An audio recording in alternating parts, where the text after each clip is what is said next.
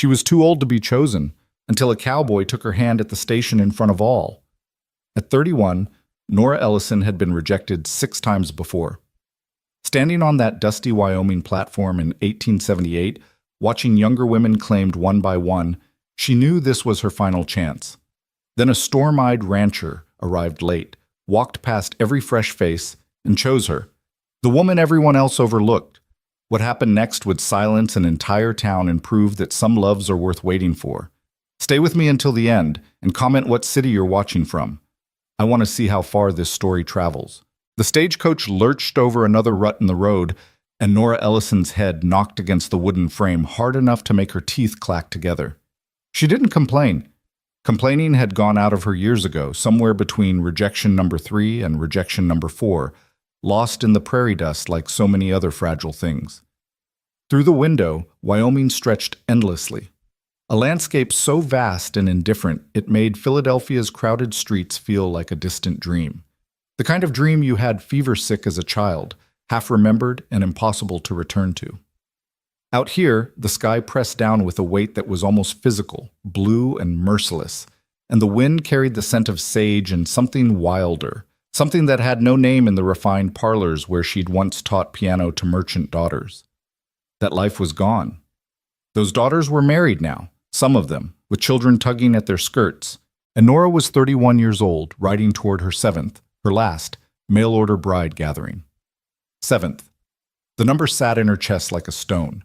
Across from her in the coach, a girl named Betsy chattered endlessly, her voice high and bright as new silver. 17, maybe 18, with honey-colored curls that bounced when she laughed. She laughed often. Everything delighted her, the mountains in the distance, the pronghorn that scattered at the coach's approach, even the dust that coated everything in a fine gray film. "Oh, Miss Ellison," Betsy breathed, clutching her handkerchief to her chest. "Aren't you just terrified?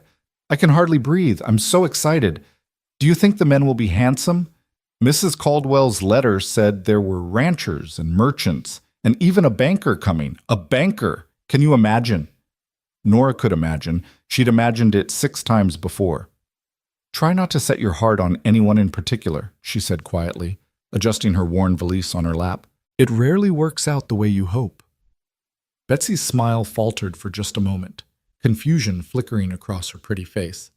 Then she rallied, reaching across to pat Nora's hand with the kind of thoughtless kindness young people specialized in.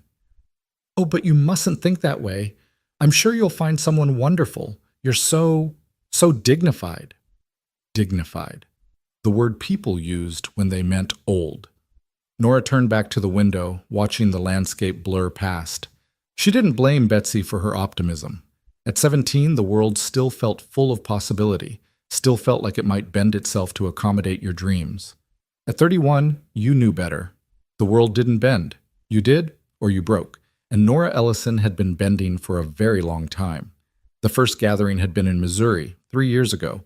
She'd been 28 then, already considered past her prime, but still hopeful in a way that now seemed almost childish. She'd sewn a new dress, pale blue with mother-of-pearl buttons, and practiced her smile in the mirror until it looked natural.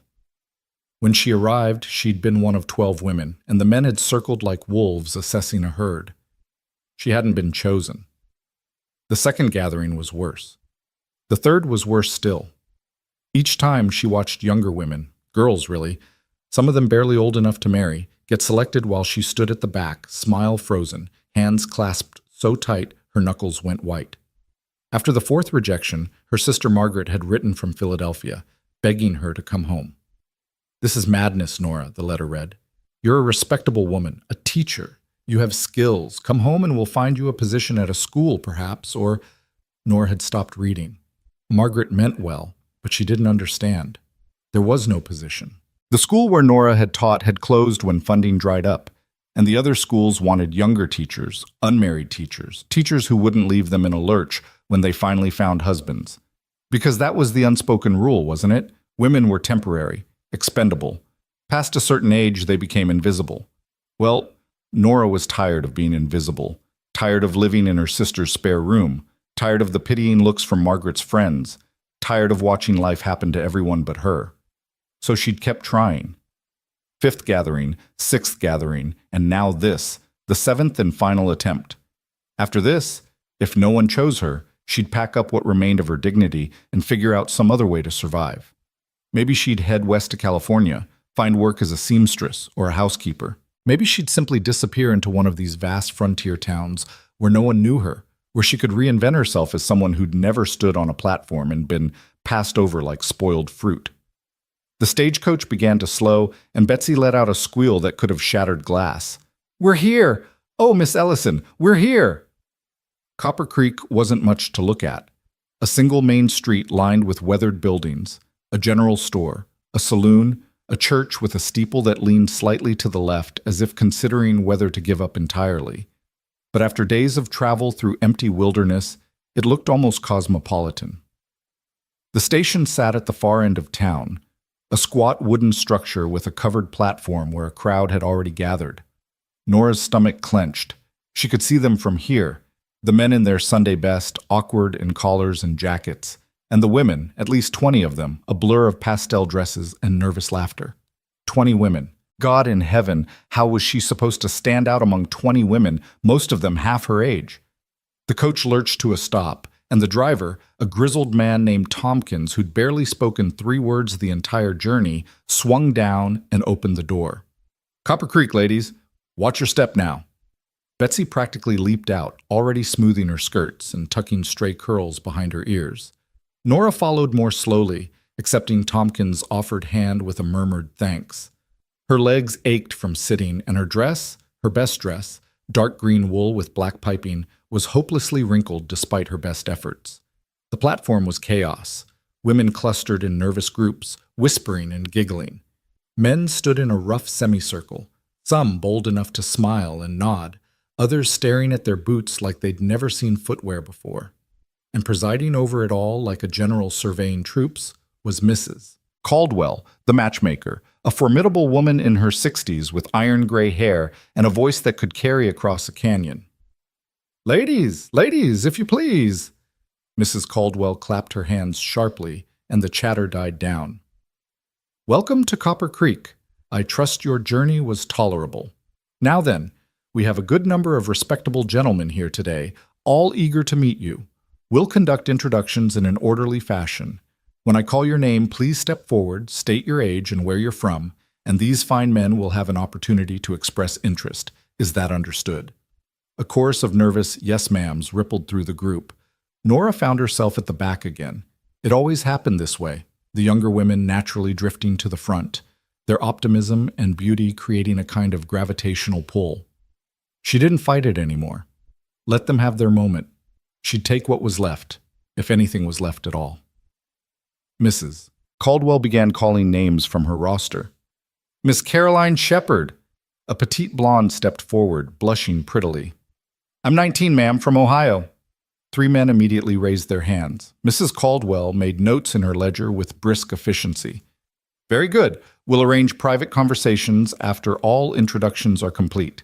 Next, Miss Betsy Holloway." Betsy bounced forward, curls gleaming in the afternoon sun. "I'm 17, from Pennsylvania." 5 men raised their hands this time.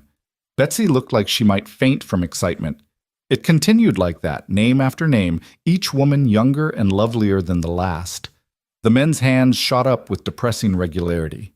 Nora watched it all with the detached fascination of someone observing a play they'd seen too many times. She noticed things now that she hadn't noticed at her first gathering. The way some men only raised their hands for the very youngest girls, no matter what they looked like. The way others seemed to be calculating, studying the women like inventory, probably weighing beauty against practical skills, youth against hardiness. "Miss Sarah Brennan." 20 years old, 4 men. "Miss Elizabeth Hart." 18 years old, 6 men. The roster was dwindling. Nora counted backward. 5 women left. 4. 3. Her name would be near the end. It always was. Ellison. Alphabetically cursed to watch everyone else get chosen first. Miss Nora Ellison. She stepped forward, chin up, shoulders back. She'd learned not to slouch, not to apologize with her posture for taking up space. "I'm 31, she said clearly, meeting the eyes of the men assembled. "From Philadelphia. I was a teacher there, and I've experience in..." Not a single hand went up. It was crushing. Nora kept her expression carefully neutral, but inside something crumbled.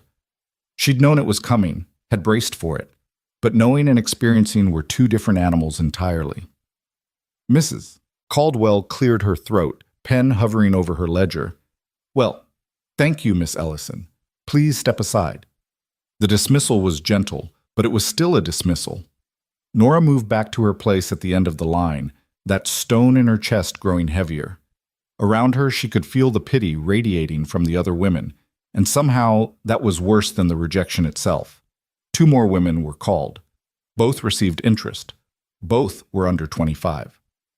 Mrs. Caldwell consulted her ledger, then looked up at the assembled men.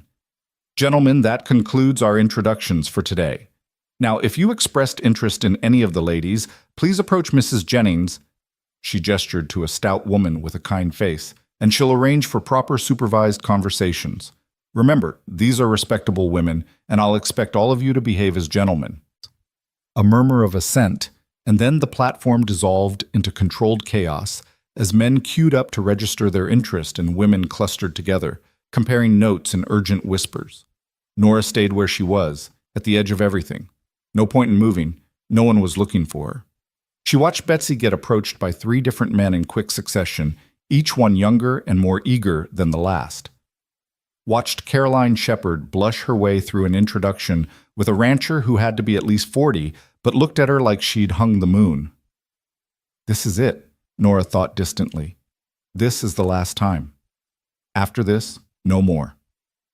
The thought should have brought relief, but it only brought a hollow ache. She'd failed. 7 attempts, and she'd failed every single time. Maybe Margaret was right. Maybe this whole thing had been madness from the start. Mrs. Caldwell was beginning to pack up her ledger, making final notes. A few men who hadn't found out anyone they fancied were already drifting back toward town, probably headed for the saloon to drown their disappointment in whiskey. Nora picked up her valise. Time to find boarding for the night, then figure out the next stagecoach to anywhere. Anywhere but here. Apologies, ma'am. The voice came from behind her, deep, rough-edged, like it had been scraped over gravel and left out in the sun too long. Nora turned. A horse thundered onto the platform in a cloud of dust, moving fast enough that people scattered. The rider pulled up sharp, the animal's hooves skidding on the packed dirt, and dismounted in one smooth motion. He was tall, taller than any man on the platform, with broad shoulders straining against a work shirt that had seen better days. Dust covered him head to toe, coating his dark hair, his face, even his eyelashes. But through all that dust, his eyes were storm gray and steady, the kind of eyes that had seen things and decided they were worth looking at anyway. Mrs. Caldwell recovered from her surprise first, bustling forward with her ledger clutched to her chest.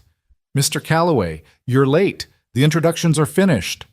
"I know it, ma'am," the man, Calloway, said, not taking his eyes off Mrs. Caldwell. "Fence broke out at Blue Mesa. Had 10 head trying to make a run for Nevada. Couldn't leave it untended." "Well," Mrs. Caldwell sniffed, clearly torn between irritation and respect for a man who put his responsibilities first. "I suppose that's understandable, but I can't very well start the introductions over again for one man, even if you are—" "Don't need you to." Calloway's voice was calm, unhurried, like a man who'd learned patience the hard way. "Just need to know, any of these ladies still unclaimed?" A flutter went through the remaining women. Calloway was easily the most impressive man on the platform, not prettied up in Sunday clothes but wearing his work like a second skin, competent and solid and real. Even covered in trail dust, there was something about him that drew the eye. Mrs. Caldwell consulted her ledger with obvious reluctance. "Well, most have received interest, but there are a few—" "Her." Calloway was looking directly at Nora. The world seemed to tilt sideways. She stared at him, certain she'd misheard, certain this was some kind of mistake. Men didn't look at her, didn't choose her, didn't see her at all. But he was still looking, those storm-gray eyes meeting hers across the platform, and there was no confusion in his gaze, no hesitation. "I'll speak with her," he said, "if she's willing." Mrs. Caldwell's mouth opened and closed like a fish. Around them, whispers erupted, shocked, scandalized, fascinated. Here was Grant Calloway, owner of the Blue Mesa Ranch, one of the most successful spreads in the territory, passing over all the pretty young things to single out the spinster schoolteacher at the back of the line. Nora's heart hammered against her ribs. She couldn't speak, couldn't move, couldn't do anything but stand there clutching her valise like a shield. Calloway took a step toward her, and the crowd parted automatically. Up close, she could see he was maybe 40, with lines around his eyes that spoke of years spent squinting into the sun and a scar cutting through his left eyebrow that had healed white against his tanned skin. He stopped a respectful distance away and tugged his hat off, revealing hair dark as creek mud and just as must. "Afternoon, miss.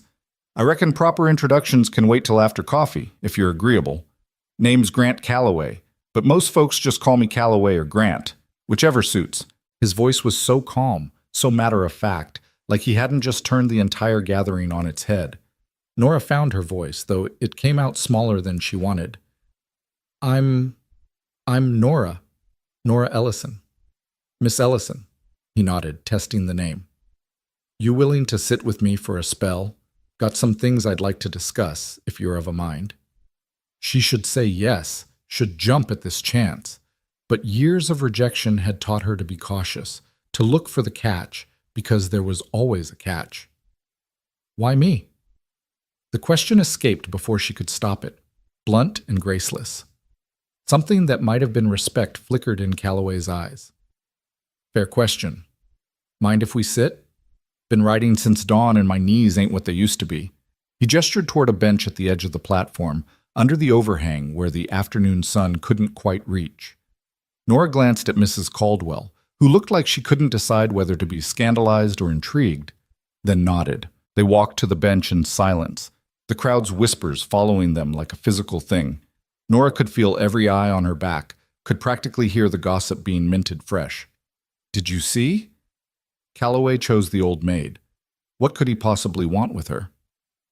The bench creaked as they sat, Calloway leaving a respectful distance between them. He set his hat on his knee and looked out at the street, giving her space to breathe, to think. "I'll answer your question," he said after a moment, "but I got one of my own first. This your first time at one of these gatherings?" Nora almost laughed. "No, it's my 7th. He turned to look at her then, really look at her, and she saw understanding dawn in his expression. "7th," he repeated quietly. "And let me guess, every time they passed you over for the younger ladies." It wasn't a question, but she answered anyway. "Every time." "Fools." The word was said so flatly, with such complete conviction that Nora blinked. "I beg your pardon?" "Fools," Calloway repeated, meeting her eyes. "Every last one of them. But their loss is my gain, I reckon, if you'll hear me out." He shifted on the bench, and Nora noticed for the first time how tired he looked under the dust and the sun-worn tan. This was a man who worked himself to the bone and didn't complain about it. "I'm 42 years old," he began, his voice low enough that the gossiping crowd couldn't hear. "Built my ranch from nothing over the past 15 years. Blue Mesa, 10 miles west of here. Got 200 head of cattle, good water, decent grazing. It's not a palace, but it's solid. Real." He paused, watching a tumbleweed roll past in the street. "Lost my wife 5 years back. Fever took her in 3 days. We'd been married 10 years, and she was the best thing that ever happened to me. Her name was Catherine." Nora's throat tightened. "I'm sorry." "Appreciate it." He nodded. "Took me a long time to feel ready to try again. Finally decided last month that the loneliness was worse than the fear, so I wrote to Mrs. Caldwell. But here's the thing, Miss Ellison. I'm not looking for what those other men are looking for." "What are they looking for?" "A pretty face, a young thing they can mold to their liking, someone who will make them feel like they're still young and vital." He turned back to her, and his expression was serious as a church. "I don't need that. I need a partner, someone with sense and grit and kindness, someone who knows life kicks you in the teeth sometimes, and you get back up anyway." He gestured back toward the crowd of women, still clustered and whispering. "Those girls are sweet, I'm sure, but they're looking for adventure, for romance, for something out of a storybook. That's not what frontier life is. It's hard work and long winters and things breaking at the worst possible time. It's beautiful too, don't misunderstand me, but it's not a fairy tale." Nora felt something shifting inside her chest, that stone beginning to crack. That? I think, Calloway said slowly, that a woman who's been rejected 6 times and still showed up for a 7th gathering has more grit than most men I know. I think a woman who taught school in Philadelphia and gave that up to come west has courage worth 10 pretty faces. And I think... He paused, something almost vulnerable crossing his features. I think we're both too old to waste time pretending. The honesty of it stole her breath. No flowery words, no false promises, just the plain truth offered like a gift. I don't know you, Nora said, testing the waters. You don't know me. That's fair, but I know what I saw when I rode up. I saw all those men ignoring the one woman who looked like she had a backbone. I saw you standing there, not crying, not begging, just enduring, with dignity. He smiled slightly. You remind me of Catherine. She had that same steel spine. Is that why you chose me? Because I remind you of your wife? No. The answer was immediate and firm. I chose you because when I looked at you, I saw someone I could respect, someone I could build a life with, not just a marriage. There's a difference. Nora sat back, her mind reeling. This was happening too fast, too unexpectedly. An hour ago, she'd been ready to give up entirely, to accept that marriage wasn't in her future. And now this man, this stranger, was offering her exactly what she'd been searching for, but in a way she'd never expected. What exactly are you proposing? She asked carefully.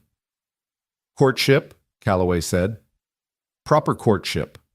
I'd like to call on you, show you the ranch, let you see what kind of life it'd be. And if, after a spell, we both think it could work, well, then we talk marriage.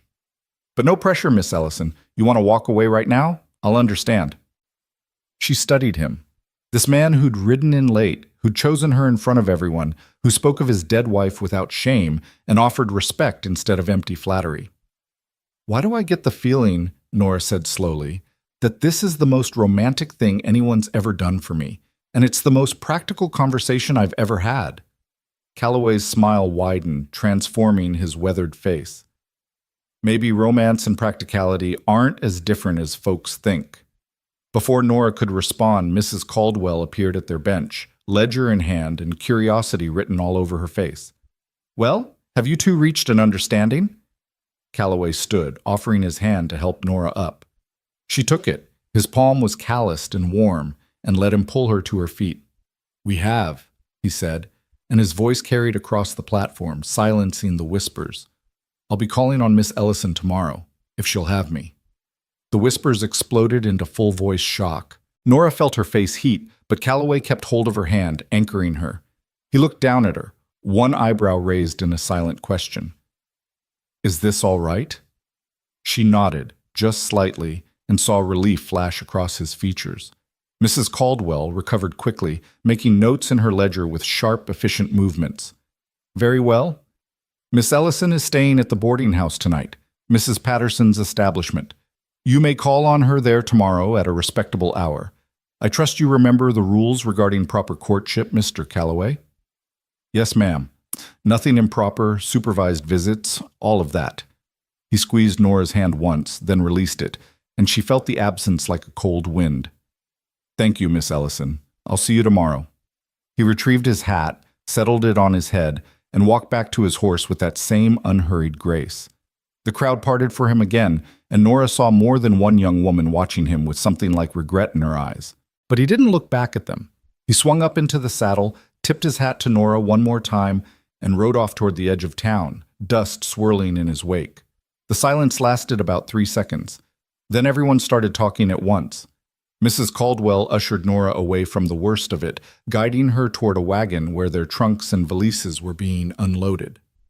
Well, she said briskly, that was unexpected. Grant Calloway is a good man, Miss Ellison, one of the best in the territory. You could do far worse.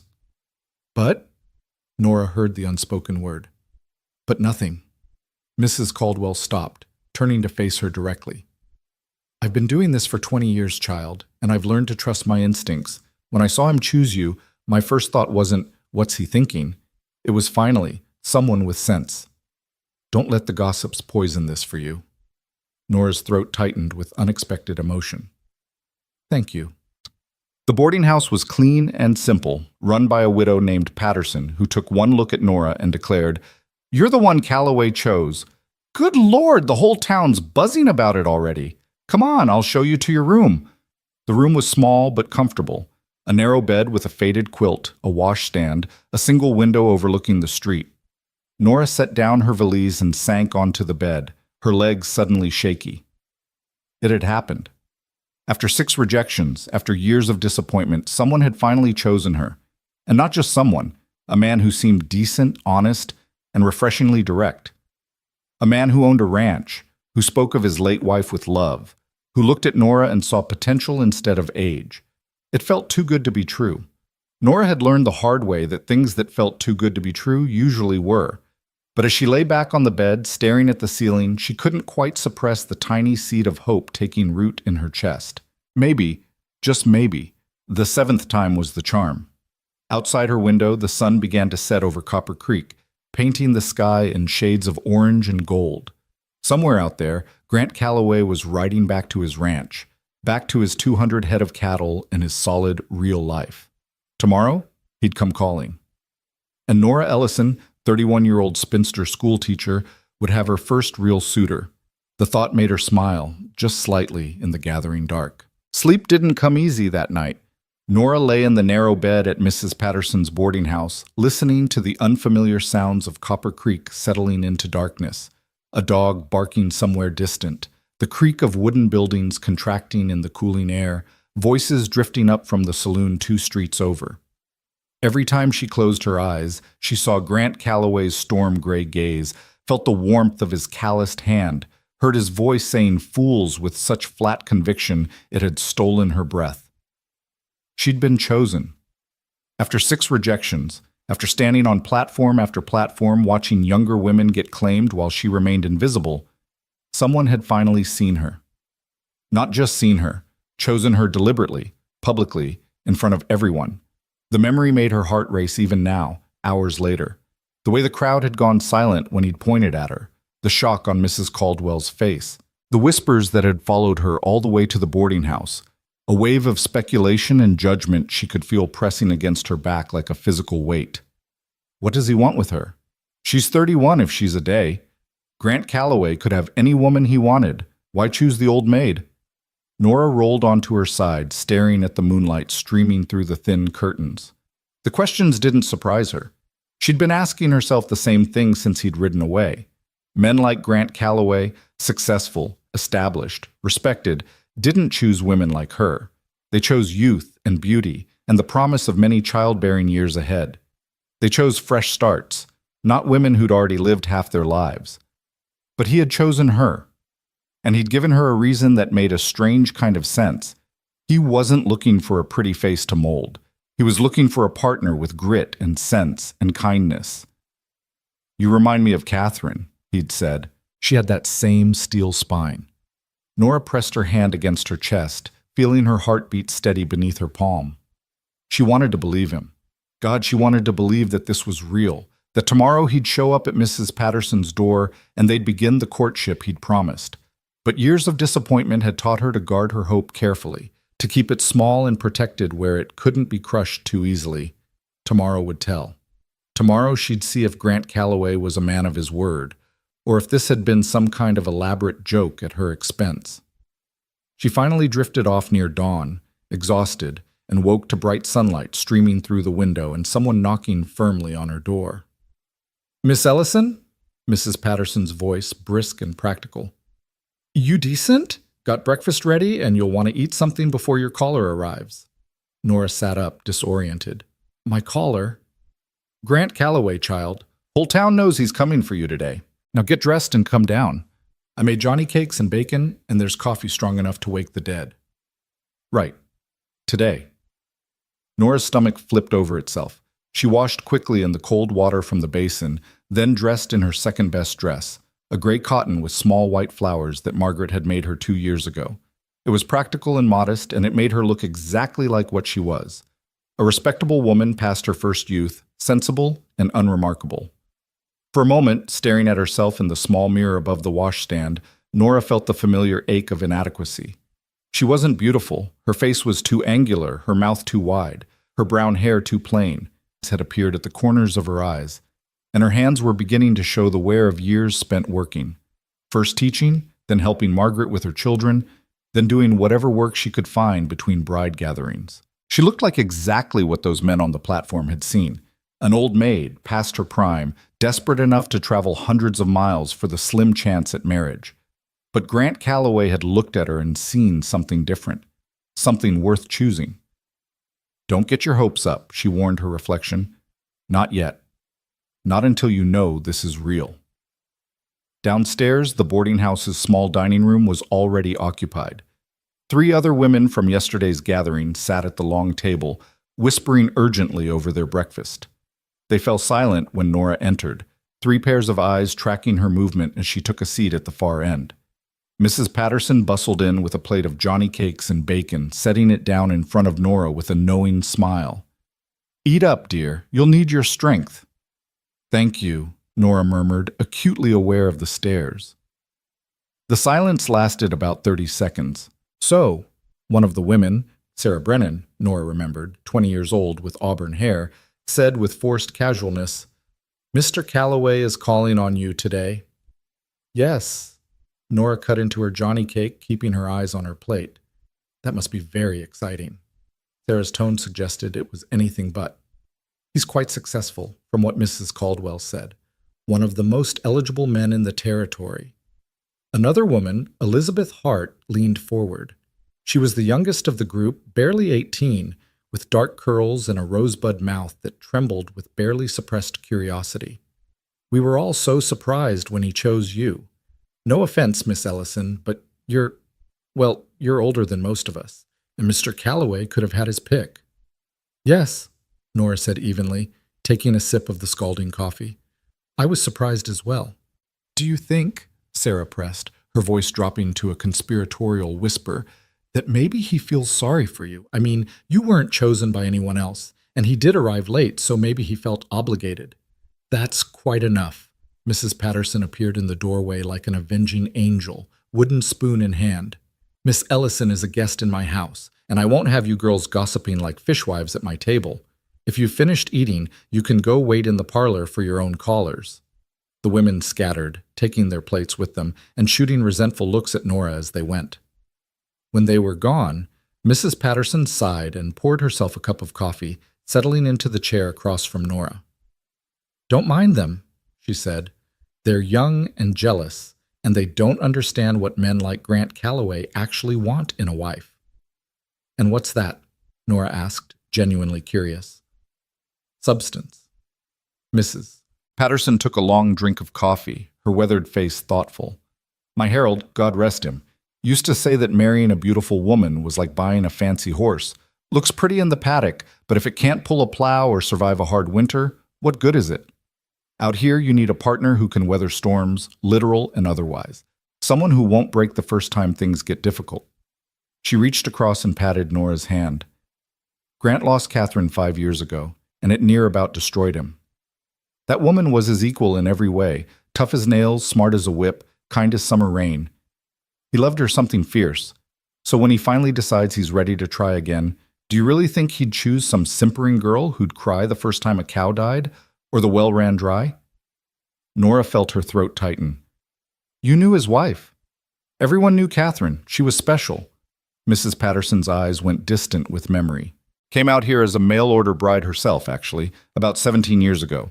She was 23, already considered too old by most standards, and she'd been a nurse in St. Louis. Grant was just starting out then, barely had 2 nickels to rub together, but he took one look at her, and that was it." "What was she like?" "Practical, fearless.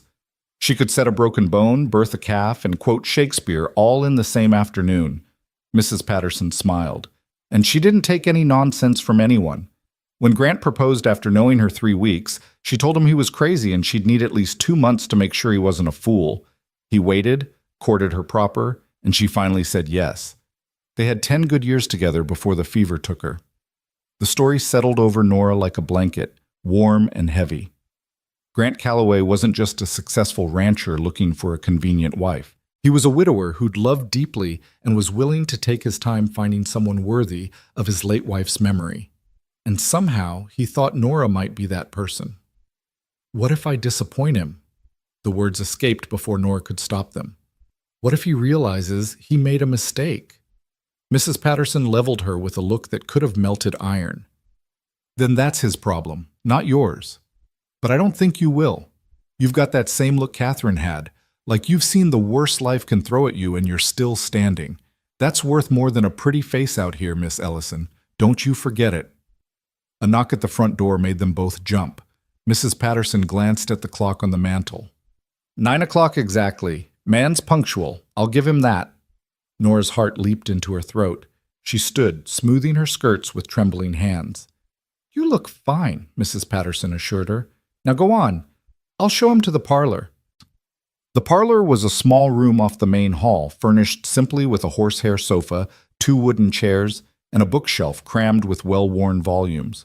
Sarah, Elizabeth, and the third woman, Caroline, were already there with their callers, sitting in careful groups while Mrs. Patterson's daughter Helen supervised from the corner, her knitting needles clicking steadily. Grant Calloway stood in the doorway, hat in hand, looking impossibly large in the confined space. He'd cleaned up since yesterday. The dust was gone, his hair was combed back, and he wore a clean shirt and vest that looked like they'd been pressed within an inch of their lives. But he still carried that air of capability, of a man who was more comfortable with a horse than with parlor furniture. His eyes found Nora immediately, and something in his expression eased. Miss Ellison, good morning. Mr. Calloway? Her voice came out steadier than she expected. Good morning. I was hoping, he said, glancing at Mrs. Patterson, that you might take a walk with me. With proper supervision, of course. There's some things I'd like to show you, and the boarding house parlor's a bit crowded for conversation. Mrs. Patterson nodded approvingly. Helen, go fetch your shawl. You'll chaperone Miss Ellison and Mr. Calloway on their walk. Helen, a sturdy girl of about 16, sighed but set aside her knitting. Yes, Mama. 5 minutes later, Nora found herself walking down Copper Creek's main street with Grant Calloway on one side and Helen Patterson trailing a respectful 10 paces behind. The morning sun was already warm, promising a hot afternoon, and the street was busy with Saturday traffic, wagons rumbling past, children darting between buildings, women with market baskets calling greetings to each other. Grant walked slowly, matching his long stride to Nora's shorter one. For a few moments, they walked in silence, and Nora felt the same nervous flutter she'd experienced yesterday. Up close in daylight, he seemed even more solid, a man carved from the same granite as the mountains in the distance. Sleep all right? He asked finally. Not particularly, Nora admitted. You? Not a wink. He smiled slightly. Kept thinking I'd dreamed the whole thing, and you'd be gone when I showed up this morning. The honesty of it made her chest ache. I'm still here. I can see that. He was quiet for a moment, then said, I appreciate you agreeing to walk with me. Wanted to talk without an audience. Well, he glanced back at Helen, mostly without an audience. What did you want to talk about? Everything. Grant gestured vaguely. Figure if we're considering marriage, we ought to know more about each other than just names and ages. So I thought we could ask questions, trading back and forth, honest answers only. That work for you? It was so practical, so direct, that Nora almost laughed. Yes, that works. Good. I'll start. He steered them around a mud puddle left from yesterday's brief rain. You said yesterday this was your 7th gathering. What made you keep trying after the first 6 didn't work out? Nora had expected curiosity about her past, but the question still stung. Stubbornness, mostly, and desperation, if I'm honest. I'm 31, Mr. Calloway. In Philadelphia, that makes me an old maid, a burden on my family, someone to be pitied. I thought if I could just find a husband, any husband, I'd have purpose again, a place where I belonged. And now? Now I'm not sure that was the right reason. She looked up at him. But I'm glad I tried one last time. He nodded slowly, processing this. Fair enough. Your turn to ask. Why did you really choose me? The question had been burning in her chest since yesterday. You said I reminded you of your wife, but then you said that wasn't why. So what was the real reason? Grant was quiet for so long that Nora thought he might not answer. They'd reached the edge of town now, where the buildings gave way to open prairie, and he stopped, staring out at the vast expanse of grassland rolling toward the mountains. When I rode up yesterday, he said finally, I saw all those women lined up, and most of them looked scared or excited or both. But you just looked tired, like you'd been fighting a battle for a long time, and you knew you were about to lose. And I thought, there's someone who understands what it costs to keep going when everything tells you to quit. He turned to face her, and his expression was serious. I've been where you were, Miss Ellison. After Catherine died, I wanted to quit.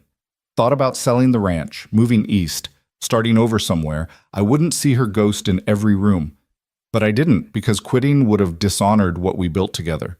So I kept going, day after day, even when it hurt like hell. His voice dropped lower.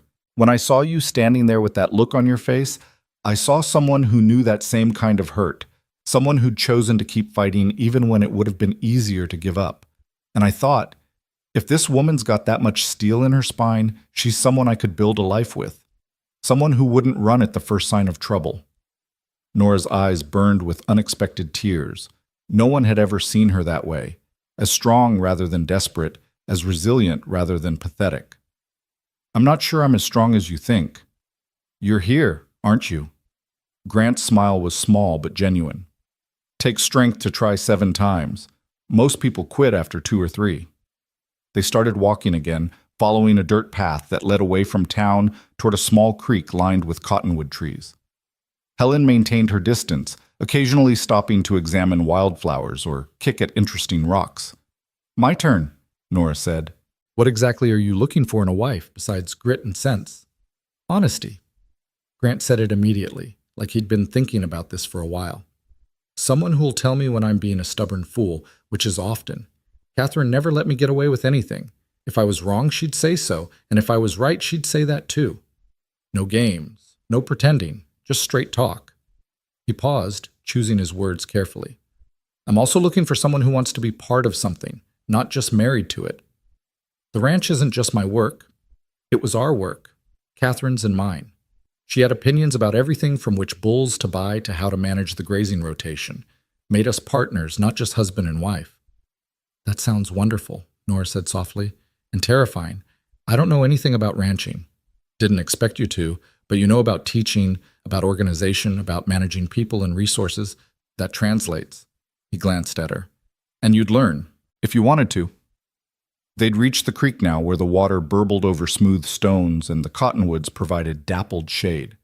Grant gestured to a fallen log that made a natural bench, and they sat, Helen settling herself on a nearby rock to maintain her supervisory duties. Your turn, Grant prompted. Nora thought about what she most wanted to know. What would matter in the years to come if they actually went through with this? Do you want more children? The question seemed to catch him off guard. Catherine and I never had any. She couldn't. Something with her health. We made peace with it, though it hurt her something fierce. He was quiet for a moment. I'd welcome children if they came. But at 42, I'm practical enough to know they might not. Would that bother you? No. Nora surprised herself with how quickly the answer came. I've always loved children. Teaching was the best part of my life. But I've also accepted that marriage and motherhood might not be in my future. If it happens, I'd be grateful. If it doesn't, I'll find other ways to nurture.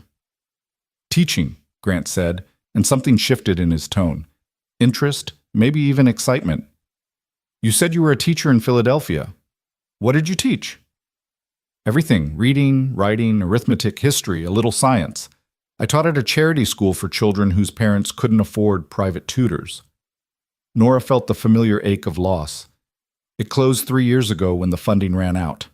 I've missed it every day since. Grant leaned forward, his elbows on his knees. What if I told you there might be an opportunity to teach again? Nora's heart skipped. What do you mean? Blue Mesa's got about 15 families working the surrounding ranches and homesteads. Most of them have children, 30, maybe 35 kids total. Right now, the closest school is 20 miles away in Laramie, which means most of these kids don't get any education at all. Their parents can't spare them for the trip, and there's no money for boarding. He turned to look at her, and his eyes were bright with something that looked like hope. I've been thinking for years about building a schoolhouse on my property. Got a good spot picked out, near enough to the main house to be convenient, but far enough for privacy. Never had the time or the excuse to do it, but if I had a wife who was a teacher, well, that'd change things. Nora's mind spun. A school. Her own school, in a sense, teaching children who desperately needed it. The possibility was dizzying. You'd really do that? Been wanting to anyway. Catherine always said education was the difference between surviving and thriving out here. She taught some of the ranch hands to read at night, said it wasn't right that grown men couldn't sign their own names. His voice softened. She'd like you, I think. She'd like that you were a teacher. The weight of Catherine's ghost settled between them, not oppressive, but present. Nora chose her words carefully. I'm not trying to replace her. I know that. Grant's response was immediate. And I'm not asking you to. Catherine was Catherine and you're you, but that doesn't mean I can't see qualities in you that remind me why I fell in love with her. Strength, kindness, the ability to see what needs doing and do it without complaint. He reached out, then stopped, his hand hovering between them. Is it all right if I... Nora nodded, and he took her hand, his calluses rough against her palm. The touch sent a jolt through her, not romantic exactly, but something deeper. Connection. Recognition. I'm going to be honest with you, Miss Ellison, Grant said, his thumb brushing over her knuckles. I'm 42 years old, set in my ways, and probably more difficult to live with than I realize. I wake up before dawn every day, I track mud everywhere, and I've been told I'm too blunt for polite company. The ranch is 10 miles from town, so you'd be isolated most of the time. Winters are hard, sometimes we get snowed in for weeks, and there's always a chance of losing everything to drought or disease or a dozen other disasters. He squeezed her hand. But I'm also loyal to my bones. I don't lie, I don't cheat, and when I commit to something, I see it through. If you married me, I'd do everything in my power to make you happy.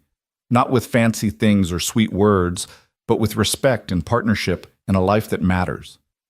Nora's throat tightened. That's quite a speech, Mr. Calloway. Grant, he corrected. If we're courting, you should use my given name.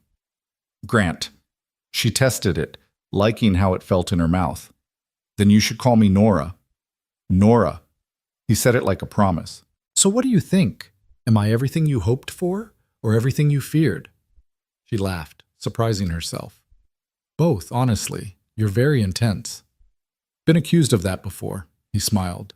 Your turn for honesty. What are you afraid of? The question cut too close to the bone, but he'd been honest with her, and she owed him the same. I'm afraid this isn't real. That you'll wake up tomorrow and realize you made a mistake choosing someone like me. I'm afraid I'll disappoint you, or that I won't be strong enough for this life, or that... She broke off, embarrassed. Or that, Grant prompted gently. Or that I'll fall in love with you and you'll never love me back because I'm not Catherine. The words hung in the air between them, raw and vulnerable. Nora wanted to take them back, to pretend she hadn't revealed something so desperately honest. But Grant didn't flinch. That's a fair fear. I can't promise I'll love you the same way I loved Catherine, but I can promise that if you give me a chance, I'll do my damnedest to build something new with you, something that's ours, not a shadow of what I had before. He stood, pulling her to her feet but not releasing her hand. Here's what I'm proposing, proper courtship. I'll come calling every day this week, show you the ranch, introduce you to my foreman and the hands, let you see the reality of what life would be. At the end of the week, if you still think we could make this work, I'll propose official-like. If not, I'll help you get to wherever you want to go next. No hard feelings. And if I say yes at the end of the week, then we get married and start building a life together. Grant's expression was serious. I won't lie to you, Nora. It'll be hard, but I think we could be happy. Different than what either of us expected, maybe, but happy nonetheless. Nora looked down at their joined hands, her pale piano teacher's hand in his sun-browned rancher's grip.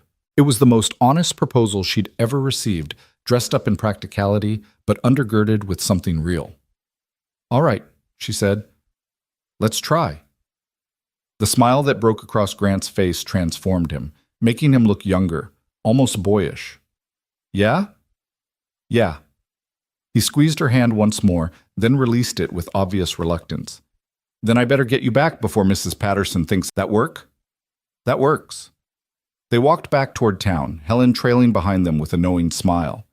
The morning had grown hot, the sun beating down mercilessly, but Nora barely noticed. Her mind was spinning with possibilities. A school, a partnership, a life that mattered. When they reached Mrs. Patterson's boarding house, Grant stopped on the porch, turning to face her.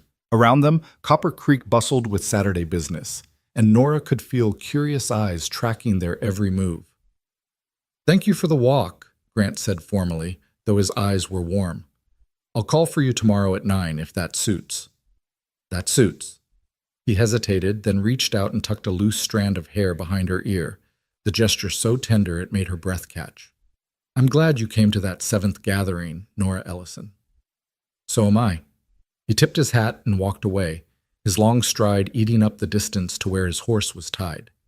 Nora watched him go, her heart pounding against her ribs. "Well," Helen said from behind her, "that was interesting." Nora turned to find the girl grinning like she'd just witnessed something scandalous. "What?" "Mr. Calloway's been a widower for 5 years, and in all that time, I've never seen him look at anyone the way he just looked at you. Mama's going to be insufferably pleased with herself." Inside, Mrs. Patterson was indeed pleased, bustling about the kitchen with a satisfied smile. "Went well, did it?" "I think so." Nora sank into a chair, suddenly exhausted. "He's taking me to see the ranch tomorrow." "Good. Blue Mesa's beautiful. Catherine kept it nice, and I hear Grant's maintained it well. You'll like it there." Mrs. Patterson set a cup of tea in front of Nora. "You look done in, child. Why don't you rest this afternoon? There's a church social tonight if you're feeling up to it, but no pressure." Nora spent the afternoon in her room, alternately lying on the bed, staring at the ceiling and pacing the small space. Her mind wouldn't settle. She kept replaying the conversation by the creek, the feel of Grant's hand in hers, the way he'd said her name like it mattered.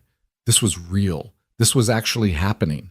After 6 failures, she'd finally found someone who saw her, really saw her, and wanted her anyway. The thought was terrifying and exhilarating in equal measure.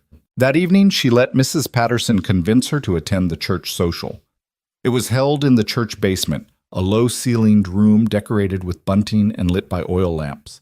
Tables laden with food lined one wall, and someone had brought a fiddle, filling the space with lively music. The moment Nora walked in, she felt the stares. Conversations paused mid-sentence. Eyes tracked her movement. The whispers started immediately. She'd expected it, but it still stung. "Miss Ellison," Mrs. Caldwell swept toward her, resplendent in purple silk. "How lovely to see you. I trust Mr. Calloway's visit went well?" "Very well, thank you."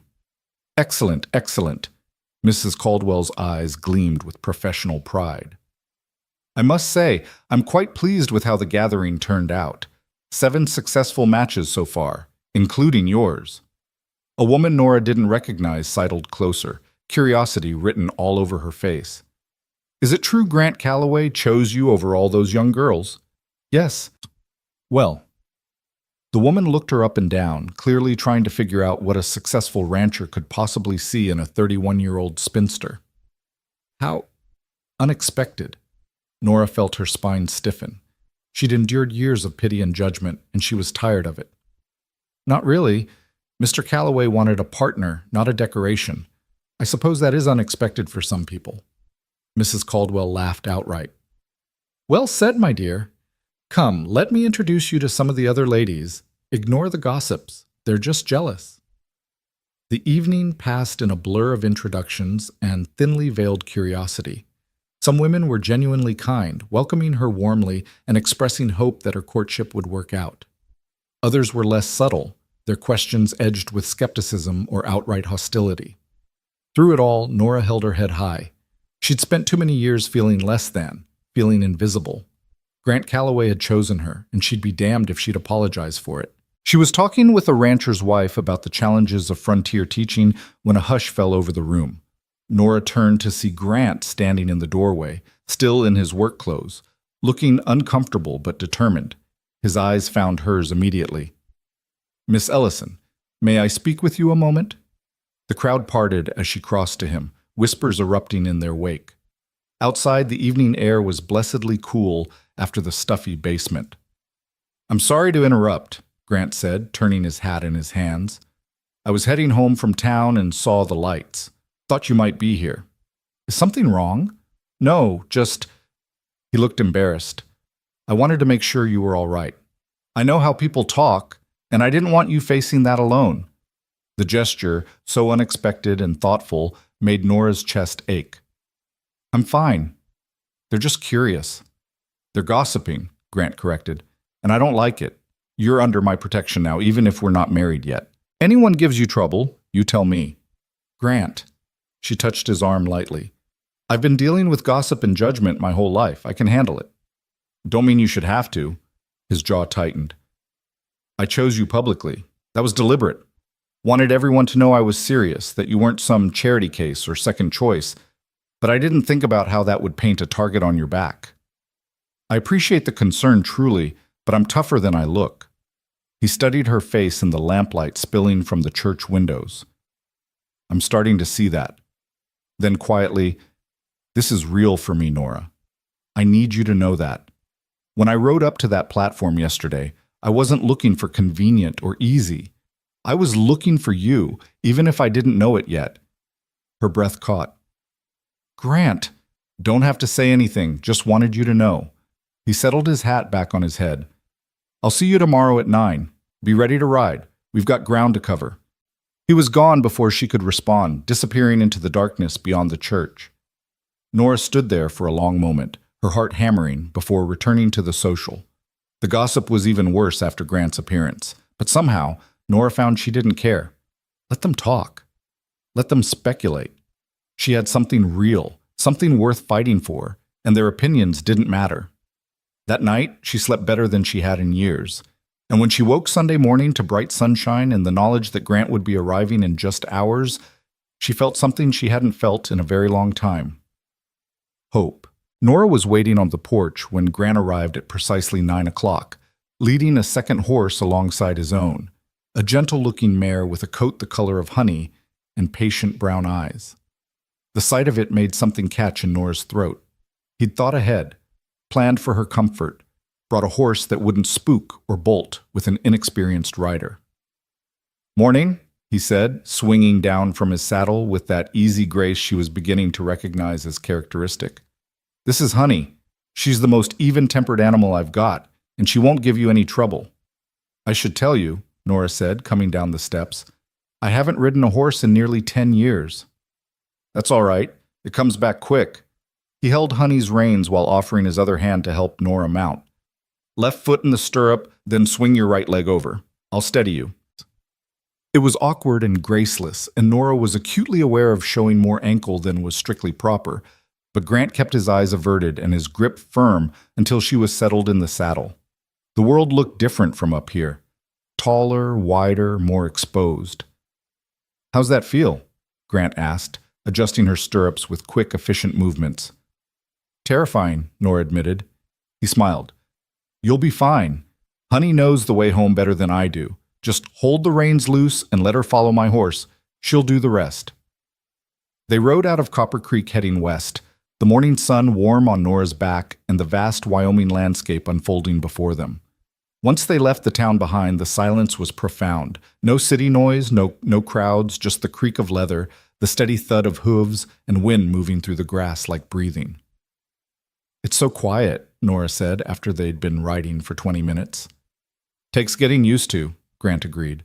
He rode easily, like the horse was an extension of himself, one hand loose on the reins while the other rested on his thigh. Catherine said the same thing when she first arrived. Came from St. Louis, where there was always noise, carriages, people, factories. Out here, the silence is louder than anything. Tell me more about her, Nora said, then immediately worried she'd overstepped. If you don't mind. Grant was quiet for so long she thought he wouldn't answer. Then he said, she was fierce. That's the first word that comes to mind. Not mean, but fierce. Like a wildfire, bright and warm and impossible to contain. When she made up her mind about something, there was no changing it. He guided his horse around a prairie dog hole, and Honey followed automatically. She came out here answering an ad I placed in a St. Louis paper. I was 25, drowning in work, needed help but couldn't afford to pay wages. Figured a wife made sense. Didn't expect to fall in love. But you did. Hard and fast. She stepped off that stagecoach looking like she'd been dragged through hell. 4 weeks of travel, dust everywhere, dress torn at the hem. But she took one look at me and said, "I hope you're better looking under all that dirt, because the ad didn't mention you'd be part mole." Grant's laugh was soft, remembering. I knew right then she was going to change my life. Nora listened, feeling the weight of Catherine's ghost between them. But it wasn't oppressive anymore. It was just there, like the mountains in the distance, solid and undeniable. She taught me to read poetry, Grant continued. Can you imagine? Cowboy like me, sitting by lamplight while she read Wordsworth and Byron. I thought it was foolish at first, but she said a man who only knows cattle is only half educated. So I learned. And you know what? She was right. Made me see the world different. She sounds wonderful. She was. He glanced at Nora. And I'm not telling you this to make you feel like you're competing with a memory.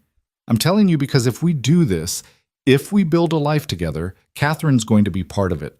Not between us, but beside us. And I need to know you can live with that. Nora considered this carefully. I think I can.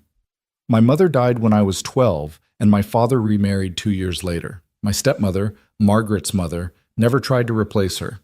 She just made space for her memory while building something new with my father.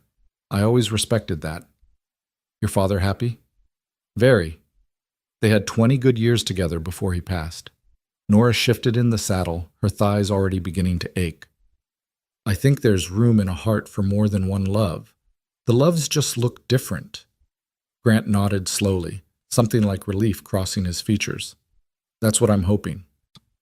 They crested a rise, and suddenly the world opened up before them, a valley painted in shades of gold and green, with a creek cutting through like a silver ribbon.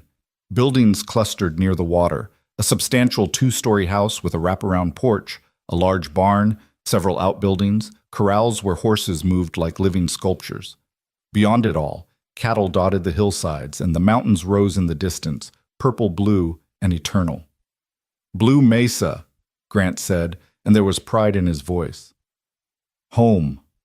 Nora's breath caught. It was beautiful, not pretty in a delicate way, but beautiful like the land itself was beautiful, raw and real and honestly earned. You built all this? Catherine and me together. Started with just the cabin, that small building there by the creek. That first winter nearly killed us. But we survived, and the next year we built the barn, then started the house. Been adding to it ever since. He urged his horse forward. Come on, I want you to meet Jack.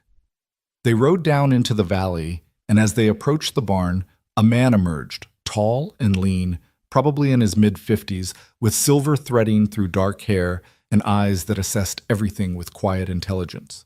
He watched them approach, then broke into a grin when he recognized Grant. Boss, wasn't expecting you back till this afternoon. Change of plans.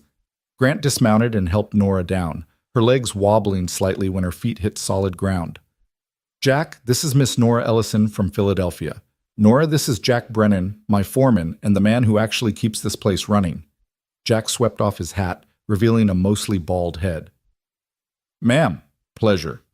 Though I should correct the boss, he keeps this place running. I just make sure he doesn't work himself to death doing it. Don't believe him, Grant said. Jack's been with me 12 years, knows more about cattle and horses than any man in Wyoming.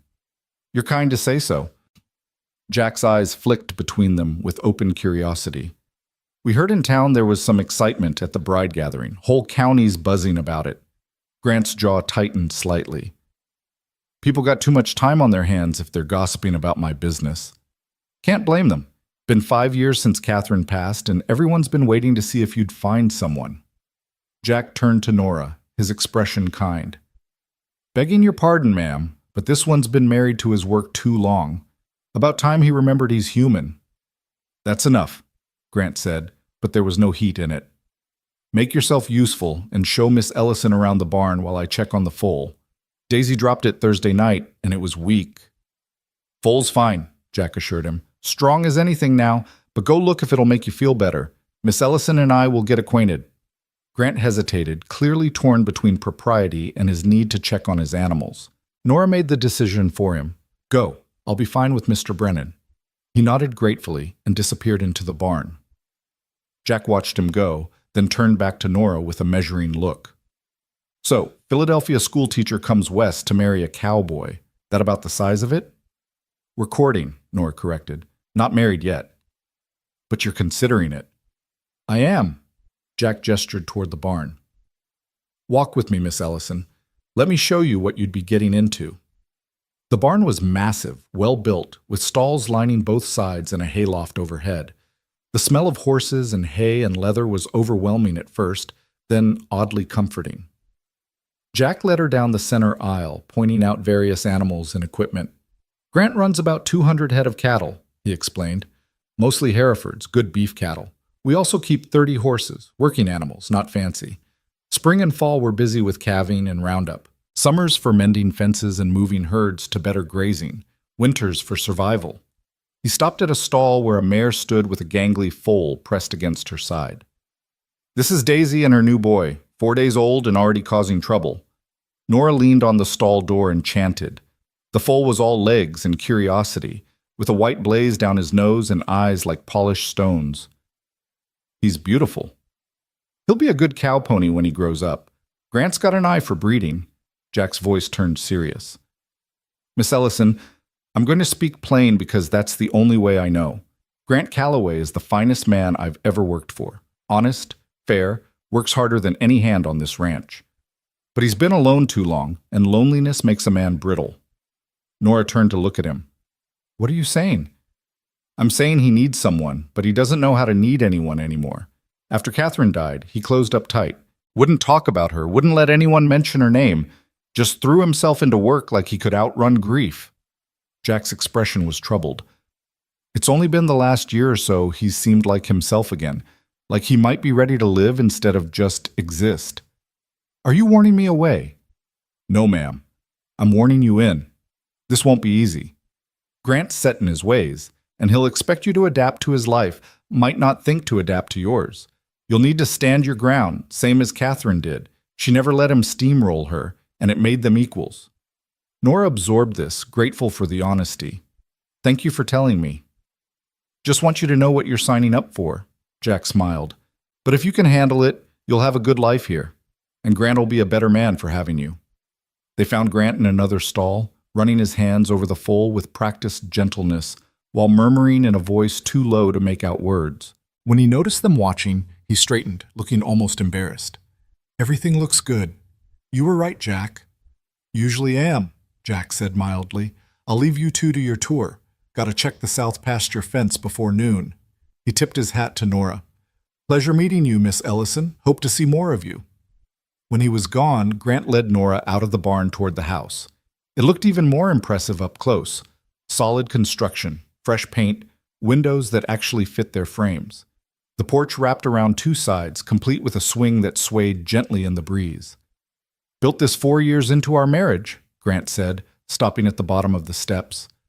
"Catherine wanted room to grow, space for children if they came, space for guests, space to breathe. We never got the children, but the rest worked out." He hesitated, his hand on the porch railing. "I should tell you, I haven't changed anything inside since she died. Her things are still there, her books, her sewing basket, even her apron hanging in the kitchen. I keep meaning to pack it away, but I—" "Don't," Nora said quickly. "Don't pack it away on my account. If we marry, we'll figure out together what stays and what goes. But those are your memories, Grant. I won't ask you to erase them." The relief in his eyes was profound. "You sure?" "I'm sure." He opened the door and Nora stepped into Catherine Calloway's home. The interior was spacious and clean, with large windows letting in floods of light. The front room served as parlor and dining area combined, with a stone fireplace dominating one wall and a sturdy table that could seat 8. The furniture was simple but well made, and everywhere Nora looked she saw evidence of Catherine. A quilt draped over the sofa in shades of blue and cream, books stacked on every available surface, a vase of dried wildflowers on the mantel. "Kitchen's through here," Grant said, leading her through a doorway. The kitchen was clearly the heart of the home, A massive cast-iron stove, counters worn smooth by use, open shelving displaying mismatched dishes. And there, hanging on a hook by the window, was an apron embroidered with small yellow flowers. Grant's hand went to it, his fingers brushing the fabric. She was wearing this the day she got sick. I found it later, after... He stopped, jaw working. Nora ached for him, for the grief still raw beneath the surface. She had good taste in flowers. Black-eyed Susans. Her favorites. Grant's voice was rough. She'd pick them by the armful every summer, put them in jars all over the house. Said they brought sunshine indoors. They stood there in silence, the ghost of Catherine Calloway present in the embroidered flowers, in the neat kitchen, and the love that still soaked into the walls. Finally, Grant cleared his throat and turned away from the apron. Upstairs are 3 bedrooms. Master's at the front, 2 smaller rooms at the back. One's my office, the other's just storage now. He paused. And out back, about 50 yards from the house, there's a spot I always thought would be perfect for a schoolhouse. Nora's heart jumped. You were serious about that. I don't say things I don't mean. He walked to the kitchen window, gesturing for her to join him. See that flat area near the cottonwoods? Good shade in summer, protected from wind in winter. Close enough for easy access, far enough for independence. Could build it 20 by 30 feet, fit 30 desks comfortable. Basic mathematics, she said, the ideas tumbling out. History, geography, some practical science. Maybe music if anyone had an instrument. We'd need primers and slates, chalk, paper when we could afford it. Already thought about supplies, Grant interrupted. There's a catalog company in Chicago that sells to frontier schools. We could order what we need, take a few months to arrive, but we'd manage. She turned to face him, searching his expression for any sign that this was just talk, just promises he didn't intend to keep. But his eyes were serious, his posture open. Why? She asked. Why offer this to someone you barely know? Because these children deserve a chance, Grant said simply. And because watching you light up just now, talking about teaching, that's the most alive I've seen you look. If marrying me means you get to do what you love, then we both win. He moved closer, and Nora's breath caught. They were standing very near now, close enough that she could see the flecks of blue in his gray eyes, close enough to smell leather and horse, and something that was just him. I want to be clear about something, Grant said quietly. I'm not offering you a job or a project. I'm offering a partnership. The school would be yours to run however you see fit. But you'd also be my wife, sharing this house, this life, this work. Both things matter. Both things are real. What if I fail at one of them? Then we figure it out together. His hand came up slowly, giving her time to pull away, and cupped her cheek. The calluses on his palm were rough against her skin, but his touch was infinitely gentle. Nora, I've been doing this alone for 5 years. I'm tired of alone. I want someone to talk to at the end of the day, someone to plan with, someone to build something with. I think you could be that person, but I need to know you want it too. What? Her heart was hammering so hard she was sure he could hear it. I'm terrified. Good, so am I. His thumb brushed across her cheekbone. But I'd rather be terrified with you than safe and alone. The moment stretched between them, fragile and weighty. Then Grant stepped back, dropping his hand, and the spell broke. I should show you the rest of the property, he said, his voice not quite steady. And then I need to get you back to town before Mrs. Patterson sends out a search party. They spent the next 2 hours riding the boundaries of Blue Mesa, Grant pointing out landmarks and explaining the rhythms of ranch life. Nora absorbed it all, the spring where cattle gathered to drink, the line shack where hands stayed during roundup, the meadow where Catherine was buried beneath a simple stone marker. Grant dismounted there, and after a moment's hesitation, so did Nora. The grave was well tended, free of weeds, with fresh wildflowers scattered across the stone. The inscription read simply, Catherine Ann Calloway, 1848 to 1878, beloved wife. I come here most Sundays, Grant said, standing with his hat in his hands. Talk to her sometimes, tell her about the week, ask her advice. Probably sounds foolish. It doesn't.